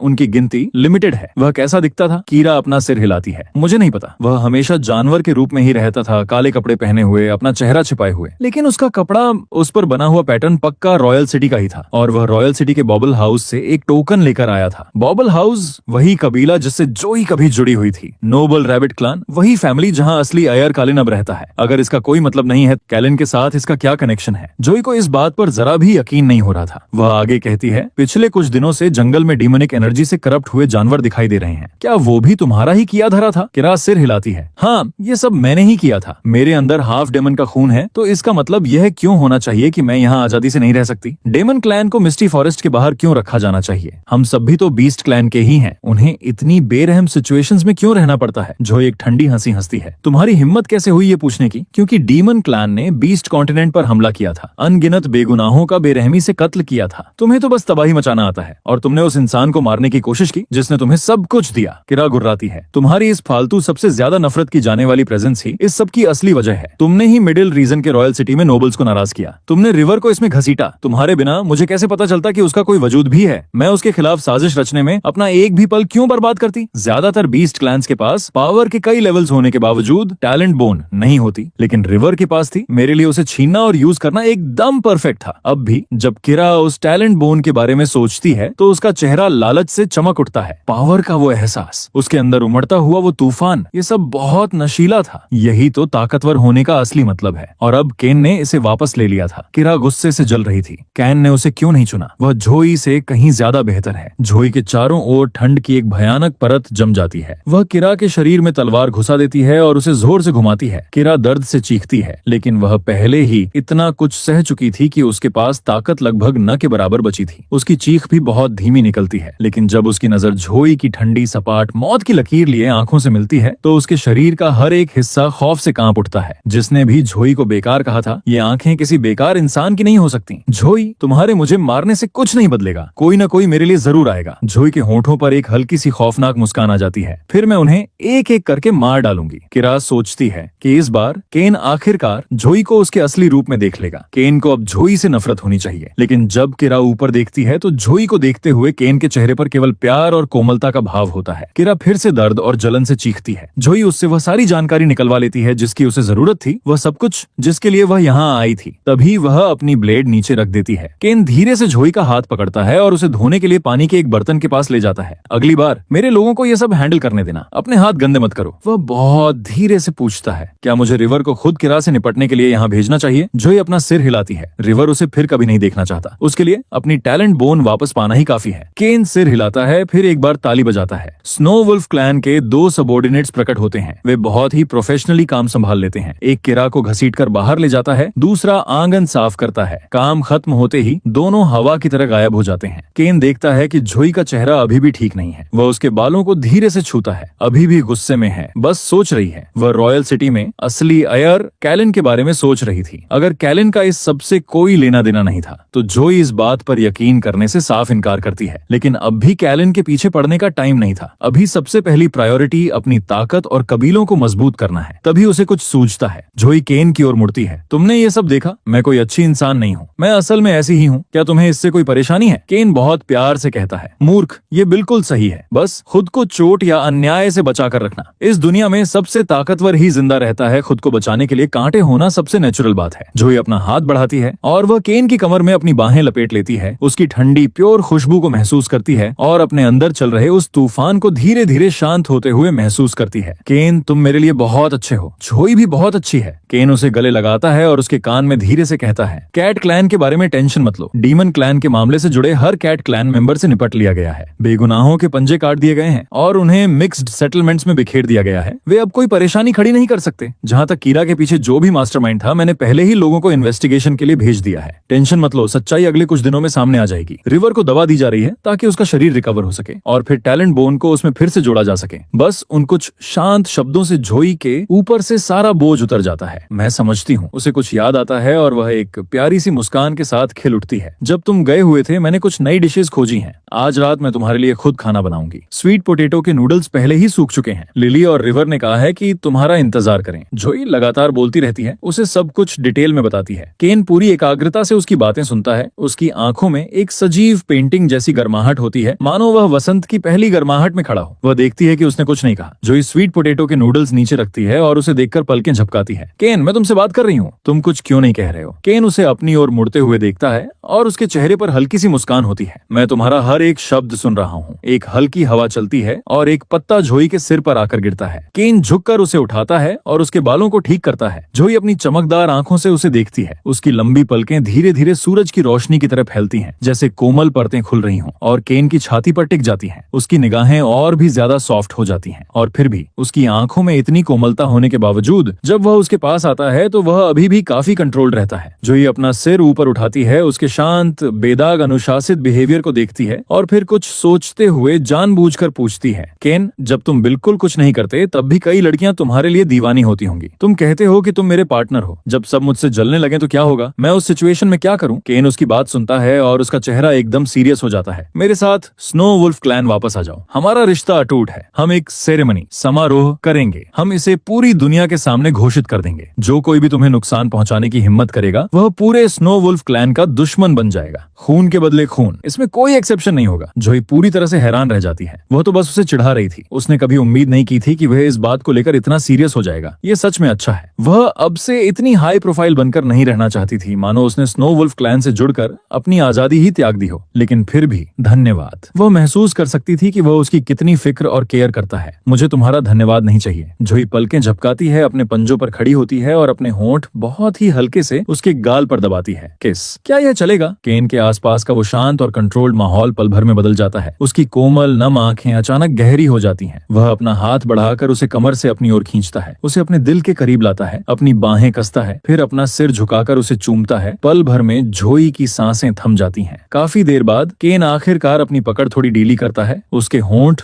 जोई के होंठों के कोने को छूते हैं, फिर धीरे धीरे नीचे की ओर बढ़ते हैं, उसकी गर्दन के किनारे से होते हुए अंत में उसकी गर्म सांस उसके कान को छूती है, धीमी, खुरदरी और मदहोश कर देने वाली। चलो गुफा में वापस चलते हैं। उसकी बॉडी की गर्माहट उसे घेर लेती है उसके गले में और जोई के पास इसका कोई बचाव नहीं है। एक बार जब वे उस गुफा में वापस जाते हैं तो वह बहुत अच्छे से समझ जाती है कि इसका क्या मतलब है। वह बाहर से इतना ठंडा, इतना अछूत लगता है और फिर भी जब बात नजदीकियों की आती है तो वह मुश्किल से ही उसका साथ दे पाती है। आज रात शायद वह वापस बाहर नहीं आ पाएगी। जोई खुद को ख्यालों से वापस रियलिटी में लाती है, मुश्किल से अपनी आवाज निगलती है, खुद को संभालती है और कहती है, लिलियन और रिवर जल्द ही वापस आ जाएंगे। चलो पहले रात का खाना खा लेते हैं, ठीक है? वह बहुत धीरे से उसकी आस्तीन खींचती है। तुम कितने कोमल और प्यारे हो। मैं तुम्हारे लिए स्वीट पोटैटो के नूडल्स बनाना चाहती हूँ। उसकी आवाज पहले से ही थोड़ी सी कांपती हुई और लुभाने वाली हो चुकी थी, जिसमें एक ऐसी गर्माहट थी जो उसके अंदर गहराई तक कुछ जगा देती है। केन पूरी तरह से पिघल जाता है। उस पल अगर वह उससे आसमान के तारे भी मांग ले तो वह उन्हें नीचे लाने का कोई न कोई रास्ता ढूंढ ही लेगा। वह अपने अंदर उमड़ते हुए तूफान को दबाता है और धीरे से कहता है, जो तुम कहो। जोई राहत की सांस लेती है। एक बार खाना तैयार हो जाए तो एक बार छकने पर ही तुम्हें पता चल जाएगा कि यह कितना स्वादिष्ट है। बस इसमें मिर्च की कमी है। उसे अभी तक कोई मिर्च नहीं मिली थी। पिछले कुछ दिनों से वह कबीले के आसपास ही रह रही थी, लेकिन अगर वह थोड़ा और दूर जाए तो शायद उसे कुछ मिल जाए। मिर्च से वह कई तरह के मसाले मिलाकर डिशेज में तीखापन ला सकती थी। सूप, स्टू, सब कुछ खाने को और भी ज्यादा टेस्टी बना देते हैं। लेकिन यहाँ मौजूद इस स्नो वुल्फ किंग ने शायद पहले कभी मसालेदार खाना नहीं छका होगा। कौन जाने कि वो इसे हैंडल कर पाएगा या नहीं। जोई को वैसे तो मसालेदार खाना बहुत पसंद था, खासकर सर्दियों में। मिर्च के सूप वाला हॉट पॉट, गर्मा गर्म मांस, वो गर्माहट जो पूरे शरीर में फैल जाती है। फिर जोई काम में लग जाती है। केन उसे इधर उधर घूमते हुए देखता है और कहता है, मुझे भी मदद करने दो। नूडल सूप बनाना आसान है। मैं पहले कटी हुई मूली के पैनकेक से शुरू करती हूँ। केन आग जलाने का काम संभाल लेता है। जोई उसे एक तराशे हुए खूबसूरत जेड की तरह देखती रहती है। केन किसी इमॉर्टल जैसा है और उसे थोड़ा बुरा लगता है जब उसके जैसा कोई इंसान आग जलाता है, लेकिन केन जिद करता है और जोई उससे बहस नहीं करती। फिर वह टोफू के टुकड़ों को तलकर फूले हुए टोफू पॉकेट बनाती है और जब ये बन जाते हैं तो वह कुछ सोयाबीन भूनती है, ताजी पत्ता गोभी के पत्ते तोड़ती है, बत्तख के खून का दही काटती है और दोपहर का बचा हुआ हड्डियों का सूप निकालती है। इस तरह जब लिली और रिवर घर आते हैं तो सब कुछ सीधे बोन ब्रोथ, शकरकंद नूडल्स और सभी टॉपिंग के साथ परोसा जाता है। ये बड़े कटोरे मैंने सॉरेन से खास तौर पर सूप के लिए बनवाए थे। केन को खाना बनाते समय जोई पर से नजरें हटाना मुश्किल हो रहा था। उससे एक अलग ही चमक निकल रही थी और ये डिशेज पूरे महाद्वीप कॉन्टिनेंट में कहीं और नहीं मिलती। यहाँ तक कि कटी हुई मूली के पैनकेक भी उसने इनके बारे में पहले कभी नहीं सुना था। जो ने देखा कि केन ने अभी तक कुछ भी नहीं छुआ था। उसने चॉपस्टिक से एक छोटा टुकड़ा उठाया और खुद खा लिया। मैं इसे आराम से खा सकता हूँ, केन ने थोड़ा हेल्पलेस महसूस करते हुए कहा। ऐसा नहीं है कि मुझे तुम पर कोई शक है। नॉर्दर्न रीजन को हमेशा से बंजर माना जाता रहा है, लेकिन जो खाना तुम्हें मिल रहा है वह कहीं और नहीं मिलता। इससे तुम्हें क्या क्या पता चलता है। जरा सोचो, जोई को इतना कुछ पता है कि मानो वह रहस्यों की कई परतों में लिपटी हुई हो। इन्वेस्टिगेशन रिपोर्ट्स में जो बताया गया है उससे बिल्कुल अलग। जोई उसकी बात का मतलब समझ जाती है। वह मुस्कुराती है। सच कहूँ तो नॉर्दर्न रीजन में सबसे रिच रिसोर्सेज मौजूद हैं। यहाँ इतना खाना है और मैं ऐसी ऐसी डिशेस बना सकती हूँ जो मिडिल रीजन के रॉयल सिटी में भी किसी को नहीं मिलती। हर कोई नॉर्दर्न रीजन को गरीब और बंजर समझता है, तो चलो इसे इस महाद्वीप का सबसे अमीर और जीवंत हिस्सा बनाते हैं। जब वो दिन आएगा तो वे दरिंदे जलन के मारे हरे हो जाएंगे और फिर कभी हमें नीचा नहीं देखेंगे। केन उसकी चमकती हुई आंखों को देखता है। उसकी मुस्कान चमक रही थी। वह उसकी बातें सुन रहा था और किसी तरह वह भी वो सब देख पा रहा था। वह जिस दुनिया की कल्पना कर रही थी वह सचमुच उसके दिल को खुशी से भर रही थी। तुम्हें जो भी पसंद हो, जो भी तुम करना चाहो वो मैं करूंगा। इस तरह तुम्हें इतनी मेहनत नहीं करनी पड़ेगी। जोई ने अपना सिर हिलाया। मुझे खाना बनाना कोई काम नहीं लगता। खाना बनाना, खाना, ये सचमुच बहुत मजेदार है। यहाँ करना चाहिए या नहीं करना चाहिए जैसी कोई बात ही नहीं है। तुम मेरे पार्टनर हो, तुम मेरे लिए बहुत अच्छे हो, इसलिए मैं भी तुम्हारे लिए कुछ अच्छा करना चाहती थी। मुझे तुम्हारे लिए खाना बनाने में बहुत खुशी मिलती है और मैं उस नॉर्दर्न रीजन के लिए कुछ करना चाहती हूँ जिसकी तुम रक्षा करते हो। उन सभी को सबक सिखाना चाहती हूँ जिन्होंने कभी हमें नीचा दिखाया है, ठीक वैसे ही जैसे तुमने मेरे लिए कैट क्लैन की सिचुएशन को संभाला, कीरा से निपटा, यहाँ तक कि तुमने रिवर की टैलेंट बोन भी वापस ला दी। इनमें से कुछ भी करना तुम्हारी कोई ड्यूटी नहीं थी, लेकिन फिर भी तुमने ये सब मेरे लिए किया। तुमने मेरे मन से हर टेंशन दूर कर दी और मैं सचमुच तुम्हारी बहुत शुक्रगुजार हूँ। मैं भी तुम्हें कुछ वापस देना चाहती हूँ। तुम मेरा पार्टनर हो सकते हो, लेकिन अगर तुम दुख झेल रहे हो तो मेरा दिल भी दुखता है। मैं इसे बर्दाश्त नहीं कर सकती। केन ने ये सब सुना और उसके अंदर कुछ बहुत गहराई तक हिल गया। उसने उसकी आंखों में देखा। उसकी आंखें पानी पर चमकती चांदनी की तरह कोमल थीं। तुम्हें इस हालत में देखकर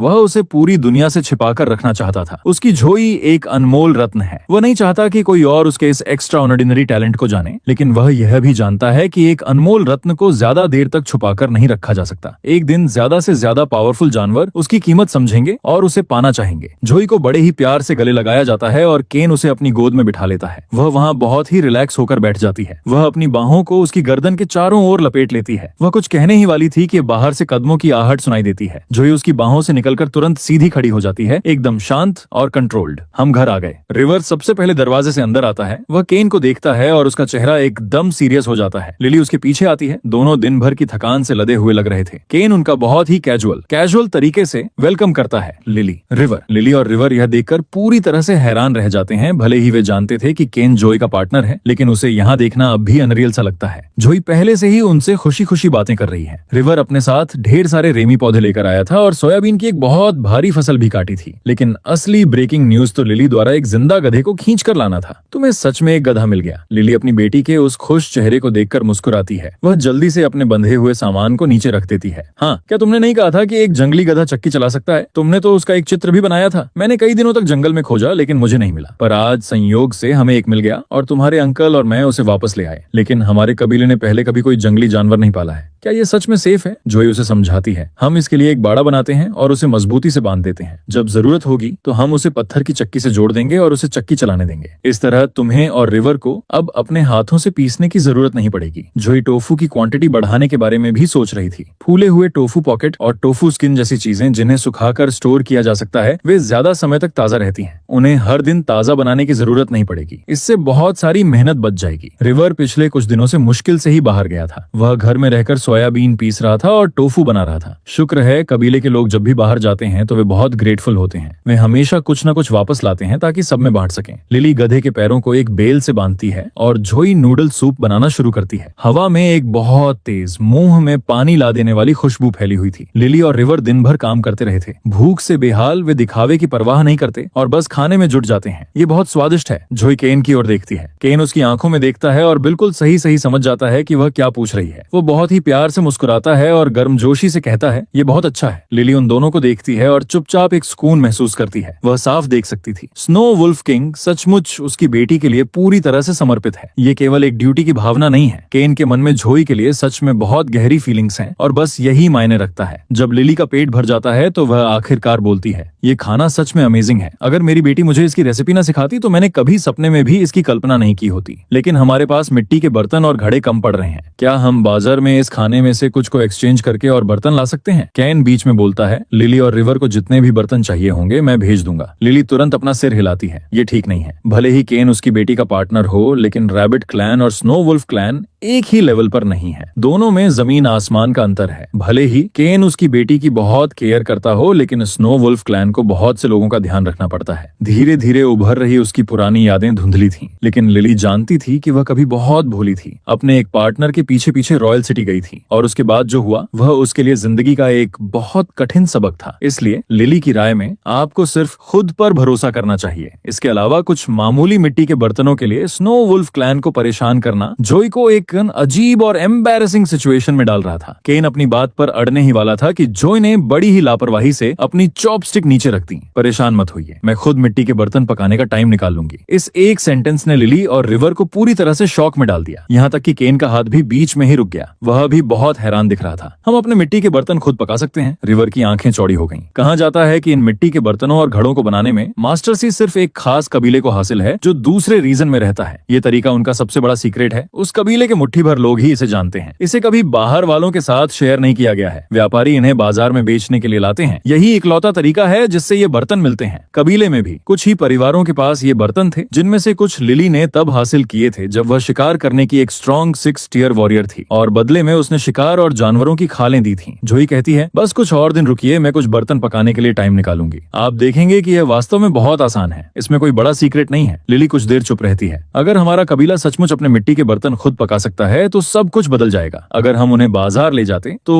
पूरी मार्केट में सनसनी मच जाती। जोई उसे बहुत सीरियस होकर देखती है। हमारा कबीला अभी इतना मजबूत नहीं है। एक आम इंसान बेगुनाह होता है, लेकिन अगर आपके पास कोई बड़ा खजाना हो तो आप सीधा निशाना बन जाते हैं। अगर हमारी ताकत हमारा साथ नहीं दे सकती तो इस तरह की स्किल रखने से या तो हमें लूट लिया जाएगा या हमारा पूरी तरह से सफाया हो जाएगा। इसलिए अभी के लिए हम जो कुछ भी करते हैं वह कबीले के अंदर ही सीक्रेट रहेगा। एक बार जब हमारी कंबाइंड पावर बढ़ जाएगी तब हम इन चीजों को बाजार ले जाएंगे, एक स्टॉल लगाएंगे और खुलेआम बिजनेस करेंगे। खाना खत्म होने के बाद जोई रिवर को बहुत ही शांत और सीरियस होकर देखती है। किराज आ चुकी है। कैट क्लैन की सिचुएशन पूरी तरह सुलझ गई है और केन तुम्हारी टैलेंट बोन वापस ले आया है। प्लान ये है कि तुम्हारे शरीर को कुछ दिनों तक रिकवर होने दिया जाए और फिर टैलेंट बोन को फिर से जोड़ दिया जाएगा और तुम्हारी पावर धीरे धीरे वापस आ जाएगी। रिवर एकदम शांत हो जाता है। उसे मुश्किल से इस बात पर विश्वास हो रहा था। जोई उसे देखती है और मुस्कुराती है। ये सच है। केन अपनी स्टोरेज रिंग खोलता है और टैलेंट बोन निकालता है। रिवर को जैसे ही वह हड्डी दिखाई देती है उसे तुरंत एहसास हो जाता है कि यह उसी की है। उसकी आंखें लाल हो जाती हैं। वह अपने आंसू रोकते हुए केन को धन्यवाद कहता है, फिर घुटनों के बल बैठने के लिए आगे बढ़ता है, लेकिन केन उसे पकड़ लेता है। हम परिवार हैं, इसकी कोई जरूरत नहीं है। फिर भी लिली और रिवर दोनों केन के बहुत बहुत शुक्रगुजार। वह अपनी उंगली से इशारा करता है और स्टोरेज रिंग से कई मेडिसिनल हर्ब्स निकालता है। टैलेंट बोन को फिर से जोड़ने के लिए खास जड़ी बूटियों की जरूरत होती है जो मैं तुम्हारे लिए लाया हूँ। रिवर, आगे बढ़ने से पहले अपनी बॉडी को कुछ दिनों तक रिकवर होने दो। हड्डी को फिर से जोड़ने के लिए एक हीलर की जरूरत होगी। पीक 9 टियर पावर होने के बावजूद केन कोई वैद्य नहीं था। उस रोल को कोई और रिप्लेस नहीं कर सकता था। अगर जरूरत हो तो मैं स्नो वुल्फ क्लैन से एक वैद्य ला सकता हूँ। लिली तुरंत कहती है, इतनी परेशानी उठाने की कोई जरूरत नहीं है। हमारे कबीले में एक वैद्य है और वैद्यलैन बहुत एक्स्ट्रा ऑर्डिनरी है। केन को नहीं पता था कि रैबिट क्लैन का वैद्य कौन है, लेकिन अगर कोई है तो वह रिवर की हड्डी को फिर से जोड़ सकता था। जोई लैन के बारे में सोचती है और किसी अजीब से कारण से उसे मना करना चाहती थी, लेकिन लिली और रिवर के चेहरे के एक्सप्रेशन देखकर वह अपने शब्दों को वापस निकल जाती है। रात के खाने के बाद जोई और केन आराम करने के लिए बगल वाली गुफा में जाते हैं। दोनों साफ सफाई को लेकर बहुत कॉन्शियस हैं, इसलिए नहाना सबसे पहली प्रायोरिटी है। केन जोई का पूरा ध्यान रखता है। जब जोई नहाने के लिए बाथटब में बैठ जाती है तो केन आगे बढ़कर पानी से उसके बालों को बहुत धीरे से समेटता है। उसकी आवाज बहुत ही कैजुअल और मधुर है। मुझे तुम्हारी देखभाल करने दो, जैसे यह दुनिया की सबसे नॉर्मल बात हो। जोई का चेहरा शर्म से एकदम लाल हो जाता है। आज रात की चांदनी ज्यादा तेज नहीं है, लेकिन फिर भी गुफा में थोड़ी सी रोशनी आ रही है। अगर केन पानी के अंदर सब कुछ साफ साफ देख सकता है तो वह शर्म से मर ही जाएगी। जोई का दिल जोर से कांप रहा है। केन की प्रेजेंस बाथटब के चारों ओर महसूस हो रही है। केन, मैं खुद कर सकती हूँ। स्नो वुल्फ क्लैन की नाइट विजन बहुत एक्स्ट्रा ऑर्डिनरी होती है। उसे अंधेरे में भी सब कुछ बिल्कुल साफ दिखाई देता है। केन की निगाहें थोड़ी गहरी हो जाती हैं। वह उसके चेहरे की स्किन को देखता है, उसकी शर्मिंदगी को तुरंत समझ जाता है और बहुत धीरे से कहता है, मैं यहीं रुकूंगा। अगर तुम्हें किसी चीज की जरूरत हो तो मुझे बुला लेना। जोई जल्दी से अपना नहाना खत्म करती है। केन उसके गीले बालों को देखता है और उन्हें अपने हाथों से सुखाने लगता है। तुम्हें सिर्फ तौलिए से सुखाने की जरूरत नहीं है, ये अपने आप सूख जाएंगे। तुम्हारे पास फायर पावर नहीं है, जबरदस्ती करने से तुम्हारी आइस पावर पर उल्टा असर पड़ सकता है। केन इस बात पर बिल्कुल ध्यान नहीं देता। उसके पार्टनर के रूप में उसे सिर्फ इस बात की फिक्र है